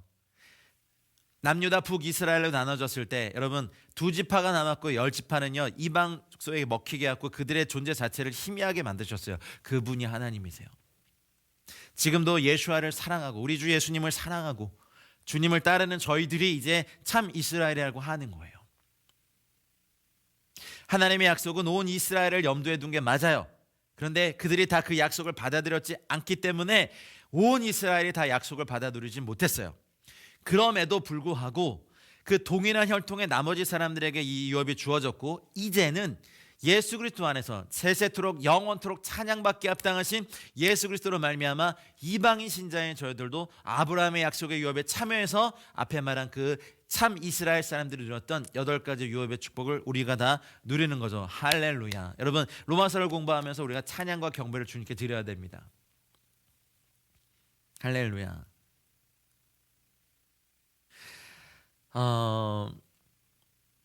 이스라엘의 왕 예수 그리스도, 이스라엘의 하나님, 그리고 그들이 가졌던 제사장 지위, 성전의 예배, 이스라엘의 규례를 포기하고 뭐 아세라상, 막 말뚝신, 뭐 그런 몰렉신, 그리고 뭐 이름도 다 모르는 뭐 바알신, 별의별 잡신들을 섬길 때, 막 자녀들을 막 몰렉신에게 불에 태워서 제사할 때 이스라엘 스스로 그 언약들을 버린 게 역사적으로 얼마나 많았다고요. 이제는 우리 주 예수 그리스도를 말미암아 열방에 정말 저 남미의 꼭 그 땅끝까지 우리 주 예수님을 부르며 그분을 구주로 고백하는 수많은 사람들이 얼마나 많습니까?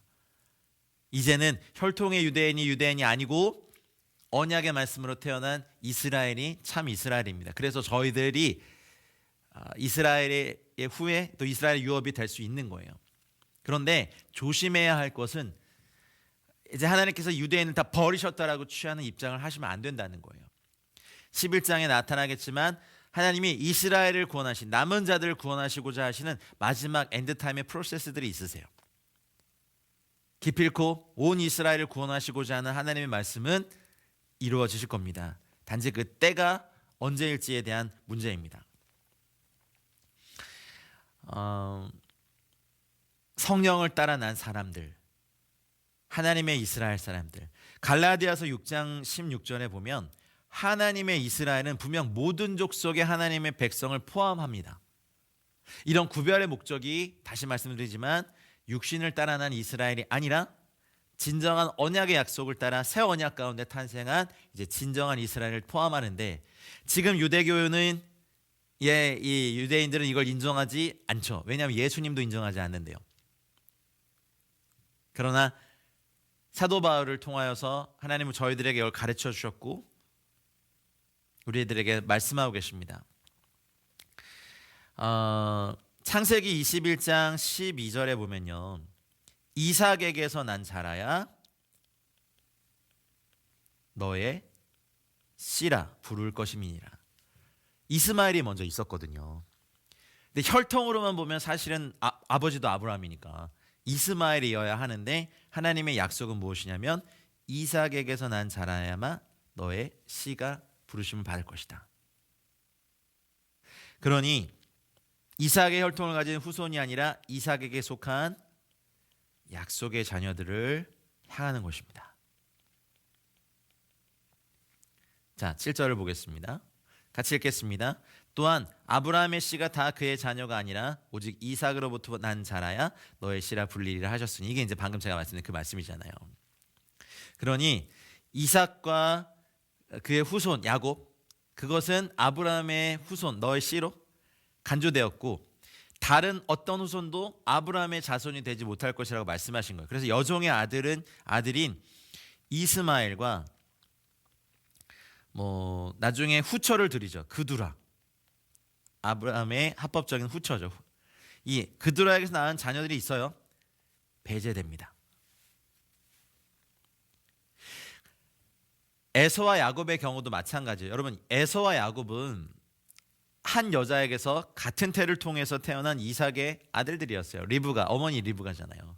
그런데 에서가 장자였지만 하나님은 야곱이 이삭의 후손이 되게 하셨죠. 이제 사실은 기독교 신학이 굉장히 어려운, 오늘 예정을 제가 말씀을 드려야 되는데 예정을 제가 다 설명하실 거라고 기대하지 마세요. 이건 하나님의 전적인 주권 아래에 있는 신비한 영역입니다. 아브라함의 가정에도 사실 두 아들이 있었잖아요. 하갈의 소생인 이스마엘과 또 한 명은 사라의 소생인 이삭인데, 이스마엘도 할례를 받았고 이삭도 할례를 받았어요. 또 이스마엘은 이삭보다 14살이 더 많았죠. 14살이 더 많았고 혈통을 중시하는 이스라엘의 입장에서는 이스마엘의 장자가 되어야 되는데, 하나님은 이스마엘이 아브라함의 씨가 아니라 이삭으로부터 난 자가 아브라함의 자손이라고 말씀하신 거죠. 이를 볼 때 혈통이 중요한 것이 아니에요. 약속의 말씀이 중요한 겁니다. 유대인들 만나보세요. 우리는 아브라함의 자손이라고 얼마나 말하는데요. 요한복음 8장 33절에도 예수님께도 막 그렇게 말하면서 대들었잖아요. 우리는 아브라함의 자손이다. 이게 자긍심이었다니까요. 근데 바울은 여기서 정면으로 부인합니다. 모든 아브라함의 자손이 다 약속의 자손이 아니다 라는 것을 이제 복선을 깝니다. 넘어갈까요? 8절로 읽겠습니다. 곧 육신의 자녀가 하나님의 자녀가 아니요 오직 약속의 자녀가 씨로 여기심을 받느니라. 아브라함은 이제 그 약속을 믿은 거죠. 이스마엘이야 이제 자연적 출산 능력에 따라 잉태되었다가 세상에 나왔고, 이삭은 하나님의 언약의 말씀이 있었어요. 이 다음 절에 나오죠.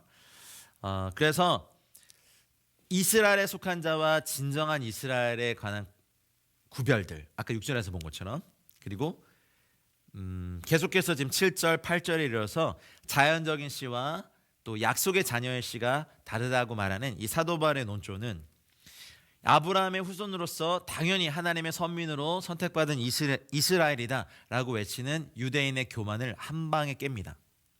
그런데 우리가 이미 아까 본 것처럼 1절, 2절, 3절에서 사도 바울이 자신의 큰 근심과 그치지 않는 고통을 말했죠. 저주를 받아 끊어질지라도, 내가 저주가 될지라도 나의 동족이 구원받기를 원하는 사도 바울의 간절한 마음을 이미 표현했어요.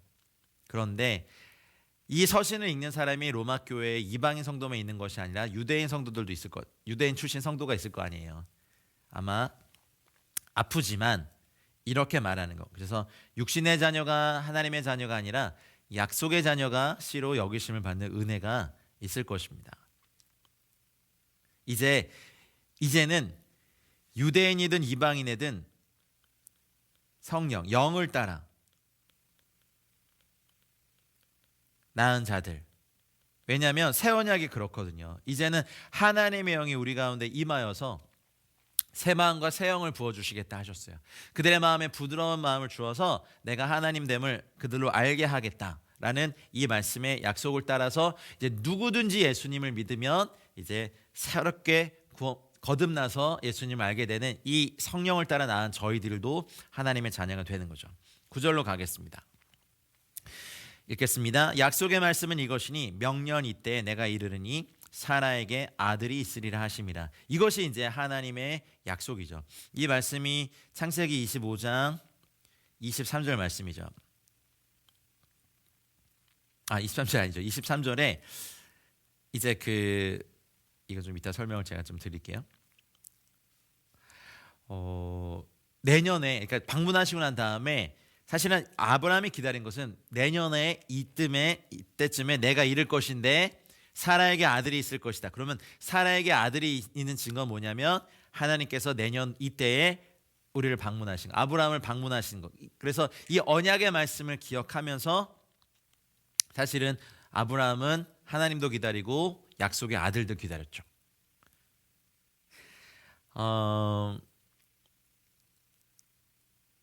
이 약속의 말씀, 이제 하나님의 절대 주권에 대한 이야기를 제가 좀 드려야 돼요. 10절에 그뿐 아니라 또한 리브가가 우리 조상 이삭 한 사람으로 말미암아 임신하였는데, 이제 이때부터 이제 뭘 말씀을 드려야 되냐면, 제가 왜 아까 썼다 지웠냐면 창세기 25장 23절 이하에 이제 이런 것들이 쭉 나오면서 에서와 야곱에 대한 이야기를 해야 합니다. 아버지도 똑같아요, 이삭. 어머니도 똑같아요, 리브가. 또 아브라함의 후손이에요. 그렇죠? 그런데 쌍둥이가 태어나는데 하나님 뭐라고 하셨냐면, 나 여호와가 말하노라 에서는 야곱의 형이 아니냐. 그러나 내가 야곱을 사랑하였고 에서는 미워하였다. 아니, 아직 뱃속에 있는데 아직 뭔가를 하지도 않았는데 하나님은 에서를 미워하고 야곱을 사랑하였다. 여러분, 성경에서 하나님 직접 미워하셨다라는 이런 표현이 있는 사람이 몇 명 없어요. 근데 에서를 대하여서는요, 나는 여호와께서 내가 미워하였다. 아직 애기인데요, 아무것도 안 했는데. 근데 죄 가운데 태어난 모든 인간은요, 그러면 야곱은 더 선해서? 아니요. 행위를 보면 야곱은 막 속여요. 머리를 쓰고 막 그래요. 그래서 하나님이 그 성품을 깨시기 위해서 참 어려운 환경에서 부단히 이 야곱을 처해 놓으시죠. 원죄, 우리가 로마서에서 본 것처럼 죄를 가지고 태어난 모든 인간은 죄 때문에 하나님의 선택을 받을 만한 어떤 이유가 하나도 없어요. 에서를 미워하고 야곱을 선택한 거는 뱃속에서 야곱이 더 엄마 뱃속에서 착하게 있고 에서는 악하게 있어서가 아니라, 사실은 하나님의 입장에서 보면 에서든 야곱이든 똑같은 죄인이고 본질상 진노의 자녀예요. 그런데 에서를 미워하고 야곱을 택한 것은요, 이 선택 자체가 하나님의 주권적 선택임을 알 수 있는 거예요. 우리가 한번 생각을 해보면 내가 선택해서 누구의 자녀로 태어난 거 아니잖아요. 내가 잘나서, 내가 공부를 잘해서, 내가 선행을 함으로 지금 계신 우리 부모님의 자녀로 태어난 게 아니죠. 내가 태어나고 싶어서 태어난 게 아니에요. 여러분 어떠셨는지 모르지만 잘할 때 엄마한테 그러게 왜 내가 나달라 그랬어? 이런 거 한마디 부모님한테 정말 막 엄청나게 맞고, 부모님의 입장에서 그런 얘기 들으면 정말 속상하죠. 근데 내가 무슨 자격이 있어서 태어난 거 아니거든요. 내 의지와는 상관없이 자녀로 태어났고 부모님의 양육을 받으면서 자랐고 의식이 이제 또렷하게 생기고 난 다음에 내가 이분의 자녀라는 걸 알게 되는 거죠. 우리의 구원 또한 마찬가지라고 저는 생각합니다. 우리가 죄와 사망의 그 왕노로 타던 데서 벗어나 하나님의 자녀가 되었어요. 구원을 받고 난 후에 하나님이 나를 택하셨다는 사실을 그때서야 알아요. 구원보다 사실 선택이 앞서요. 하나님의 선택과 구원은 우리의 행위와는 전혀 관계없어요. 야곱의 어떤 행위와도 전혀 관계없어요. 하나님이 이 행위와 무관하게 우리를 택하셨고 구원하셨어요. 하나님의 택하심은요, 불가항력적인 은혜예요. 에베소서 1장 5절 말씀에 사도 바울이 이런 표현을 씁니다. 그 기쁘신 뜻대로 우리를 예정하사 예수 그리스도로 말미암아 자기의 아들들이 되게 하셨으니, 그 기쁘신 뜻대로 하나님이 우리가 좋아서 택하셨다는 겁니다. 하나님 우리가 뭐 사랑스러워서 택하시고 뭔가를 잘해서 택하신 게 아니라 그의 기쁘신 뜻대로 우리를 예정하사 예수 그리스도로 말미암아 자기들의 아들들이 되게 하셨으니. 근데 여러분, 이건 참 신비에 대한 부분이라서 제가 설명하기 조심스러운데, 하나님은 과거와 현재와 미래를 다 아시잖아요. 그러나 양육은 똑같이 진행됐어요.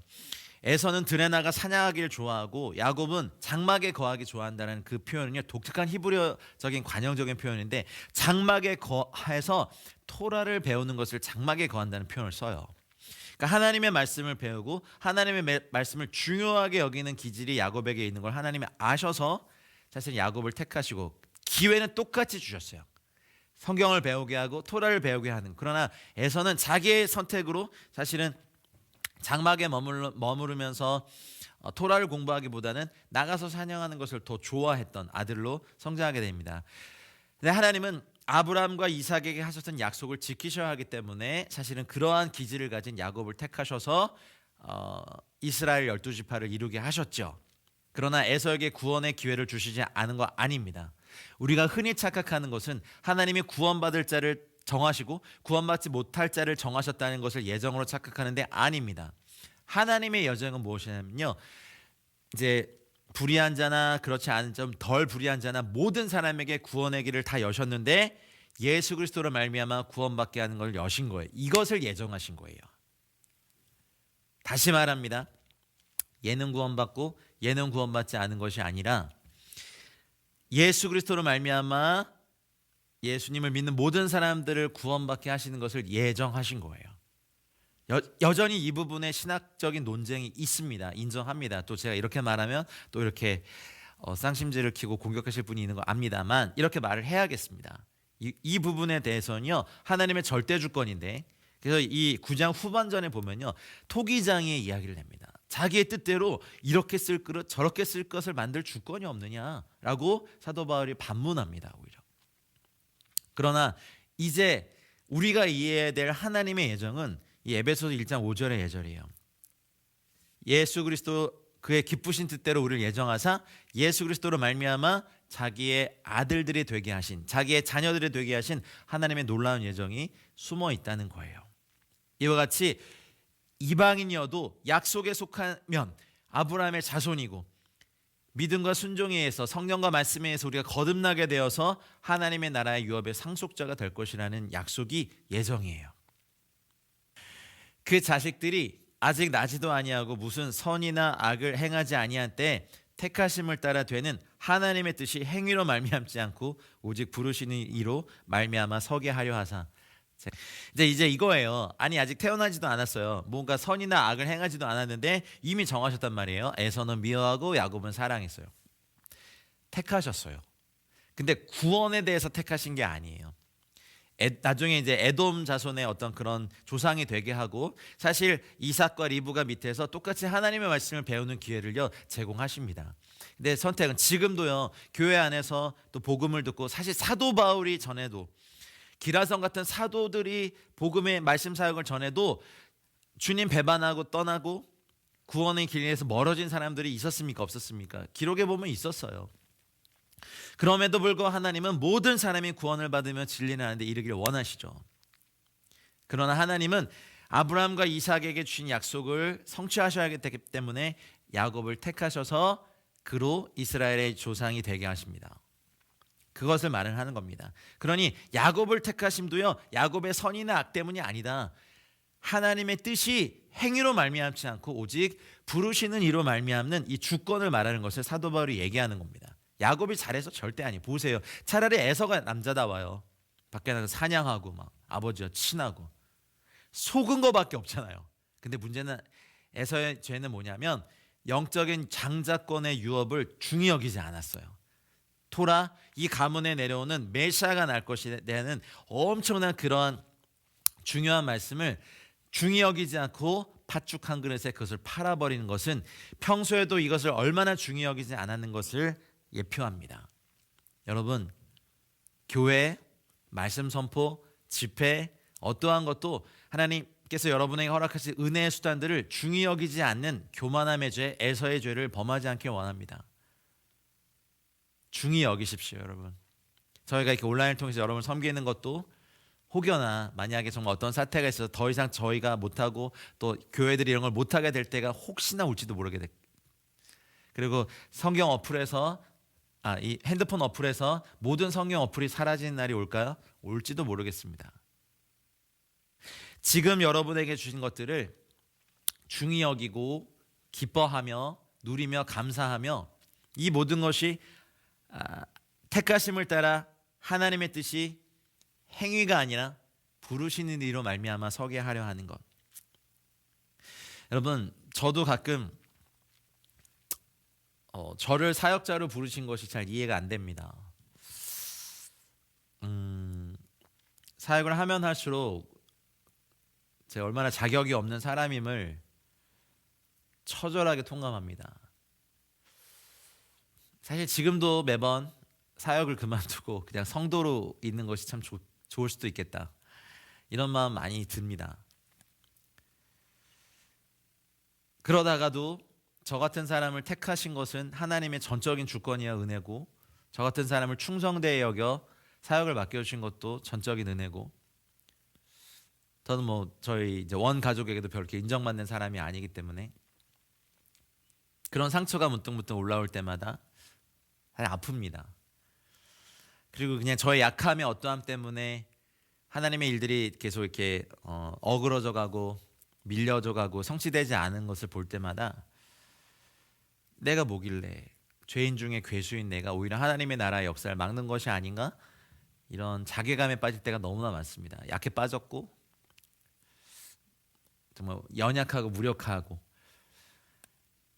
근데 이 말씀 보면 저의 어떤 행위 때문이 아니라 하나님의 뜻 때문에 저를 택하셨고 여러분을 택하셨고 에서가 아닌 야곱을 택하신 하나님의 주권을 오히려 더 깊이 묵상하시는 이 본문이 되시길 바랍니다.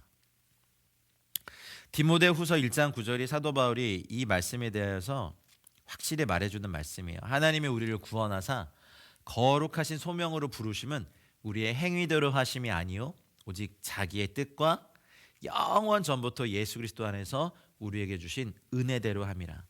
하나님의 뜻과 영원 전부터 예수 그리스도 안에서 우리에게 주신 은혜를 따라, 하나님의 뜻과 은혜를 따라 우리를 소명으로 부르신 거예요.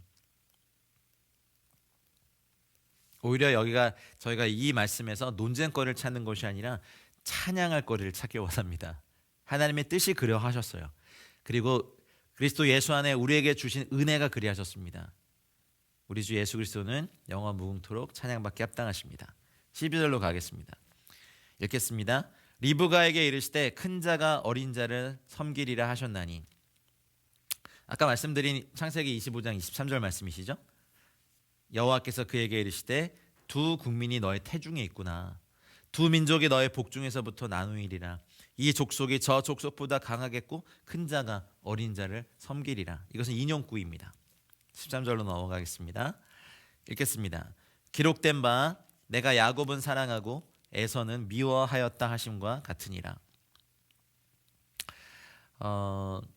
사실 하나님은요 영원한 사랑으로 우리를 사랑하시는 분입니다. 예레미야서 31장 3절에 내가 영원한 사랑으로 너를 사랑하기에 인자함으로 너를 이끌었다라고 말씀하십니다. 그리고 요한일서 4장 19절 말씀에 우리가 그를 사랑함은 그가 먼저 우리를 사랑하셨음이니라. 여러분, 우리 족 대한민국 아직 1,000만 명이 성도이지만 4천만이 불신자인 나라입니다. 1,000만 성도 안에 들은 저희들만 사랑하시고 나머지 4천만을 미워하고 계십니까? 아닙니다. 이것은 하나님의 이스라엘 민족을 향하여서 민족을 형성하기 위해서 독특하게 선택하신 것을 나타내고요. 이 땅을 사는 저희들에게는요, 저희도 사랑하시고 모든 민족을 다 사랑하셔서 여러 번 말씀하셔서 이젠 누구든지 우리 주 예수 그리스도를 믿으면 주의 이름을 부르면 구원을 얻으리라. 할렐루야. 우리 사도 바울의 심정에 대해서 아직도 4천만이 불신자인 우리 조국 대한민국의 구원을 위해 기도하십시다. 저주를 받을지라도 정말 재물이 될지라도 우리 동족이 구원받기 원하는 건 2,500만 우리 북한 동포들이 800만 디아스포라 우리 한민족이 다 구원받는 일에 우리가 정말 애통하며 저주가 될지언정 구원받기를 원하는 사도 바울의 심정이 이 9장을 스타디하시는 여러분 모두가 되시길 바랍니다. 하나님의 증오, 에서를 미워하는 하나님의 증오. 어쩌면 아브라함과 이삭 가문에 이렇게 중요하게 여겨지게 내려오는 장자권을 소홀히 여기고 아무렇지도 않게 팔아버리는 에서를 하나님이 소중히 하는 것을 이렇게 했기 때문에 에서를 미워하는 하나님의 증오는요, 사실은 설명할 수 없는 하나님의 초월적 영역의 증오예요. 우리도 우리가 소중히 여기는 걸 누구한테 맡겼는데 그것을 아무렇게나 여기고 버리고 망가뜨리면 속상하십니까? 안 상하십니까? 왜 안 미워하세요? 미워하시죠. 이런 설명도 부족한 걸 제가 알고 있습니다.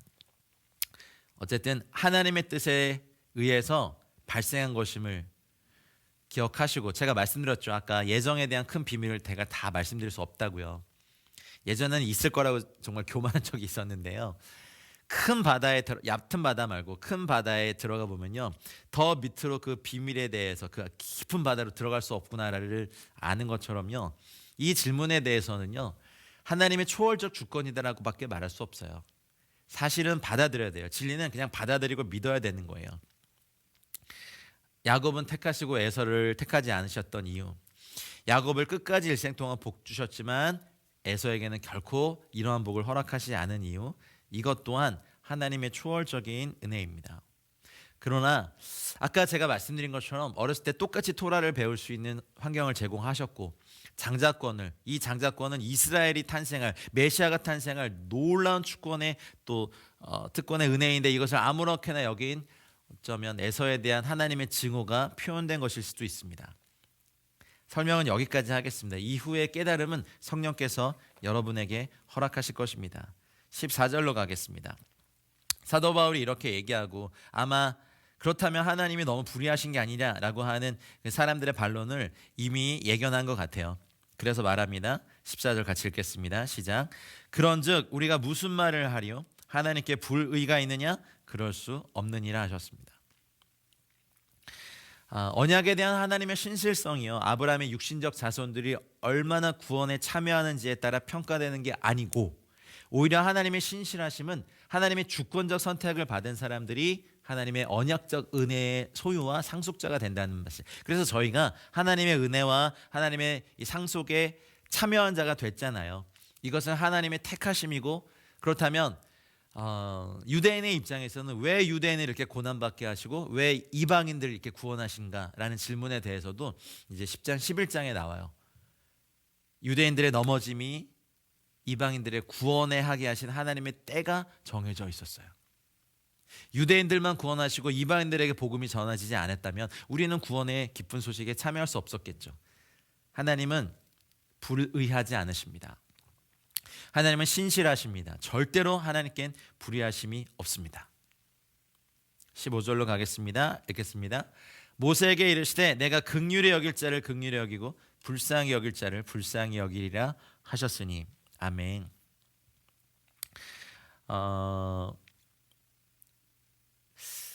다시 한번 말씀드리는데, 하나님의 선택은 하나님의 절대적 주권입니다. 그래서 이 9장은요 참 설교하기 어려운, 강해하기 어려운 장입니다. 이스라엘에 대해서 말해요. 그렇다면 하나님이 왜 버리셨냐? 그 비밀이 드러난 것도 있고 드러나지 않은 것도 있습니다. 그러나 긍휼이 풍성한 하나님은요 여전히 내 장자인 이스라엘에 대한 안타까운 마음과, 참 놀라운 것은 그래도 한국 안에서 또 이스라엘에 대한 관심과 이해가 달라지면, 성경적인 이해가 달라지면서 많은 분들이 또 유대인들이 구원받기 위해 기도하고 또 선교사로 나가 사역하고 메시아닉 주이시 공동체들을 돕고, 메시아닉 주이시들은요 유대인이지만 예수님을 주님으로 메시아로 받아들인 사람들이에요. 이 사람들은요 알리아도 못해요. 크리스찬이라고 종교를 쓰면 받아주지도 않습니다. 그래서 기도하는 것은 유대교의 알리아 운동이 아니라 유대인의 알리아 운동이 되도록 기도하고 있는 겁니다. 미국의 메시아닉 공동체 되게 많습니다. 지금 이번에 이제 러시아 우크라이나 전쟁이 터짐에도 이 전쟁의 포화 속에서도 메시아닉 주의시들은 유대인들은 샤반 예배, 안식일 예배를 드려요.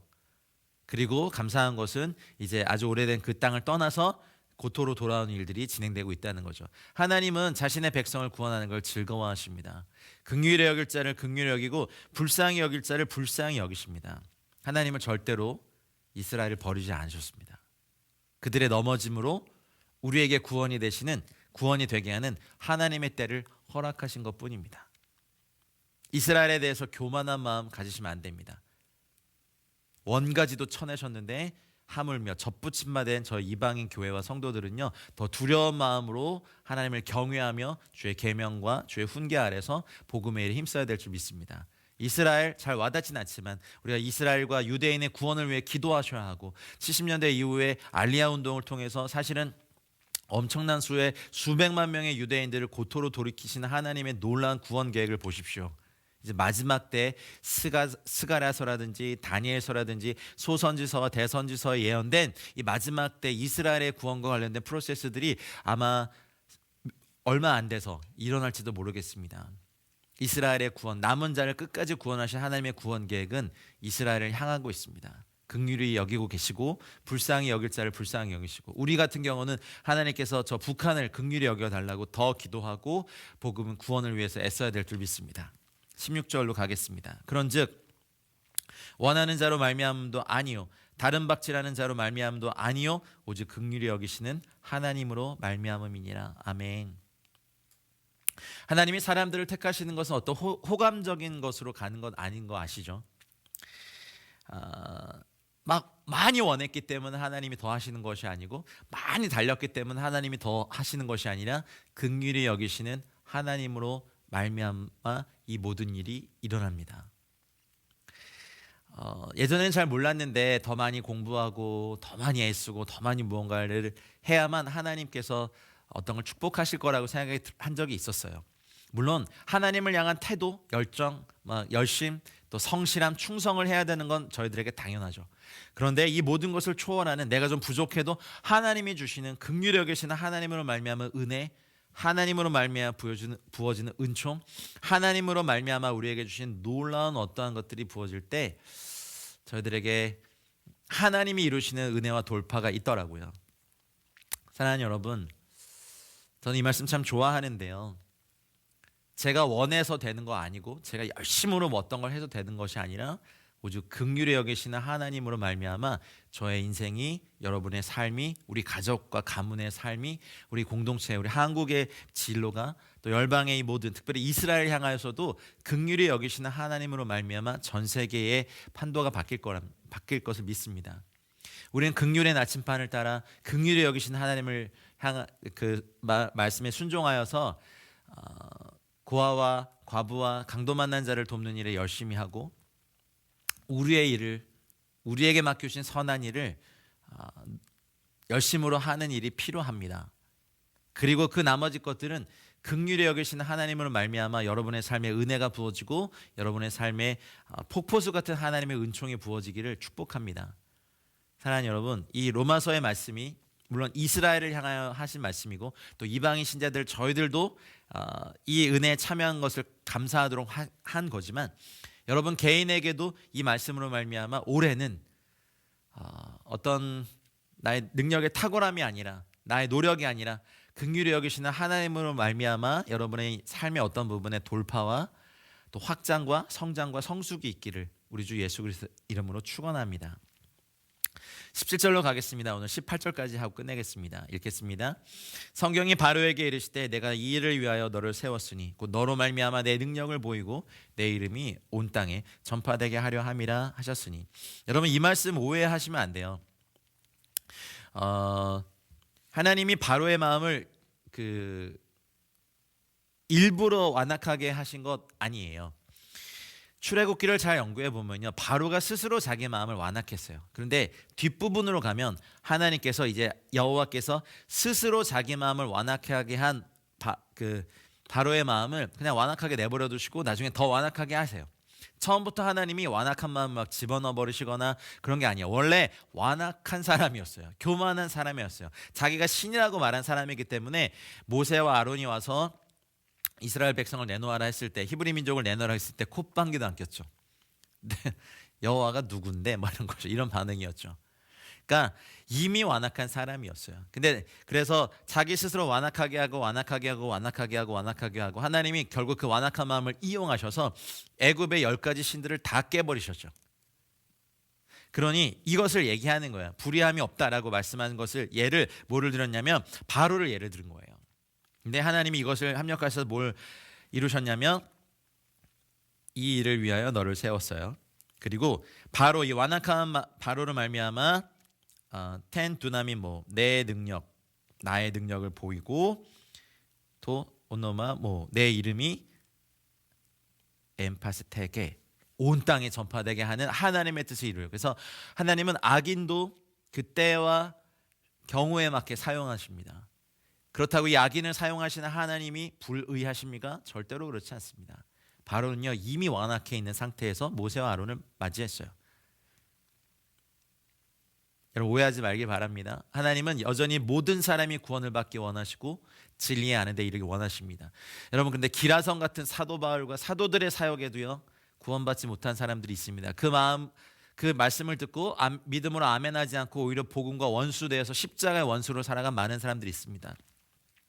그래서 사도 바울이 서신서에서 뭐라고 했습니까? 내가 이제도 눈물을 흘리며 말하노니 이렇게 말하죠.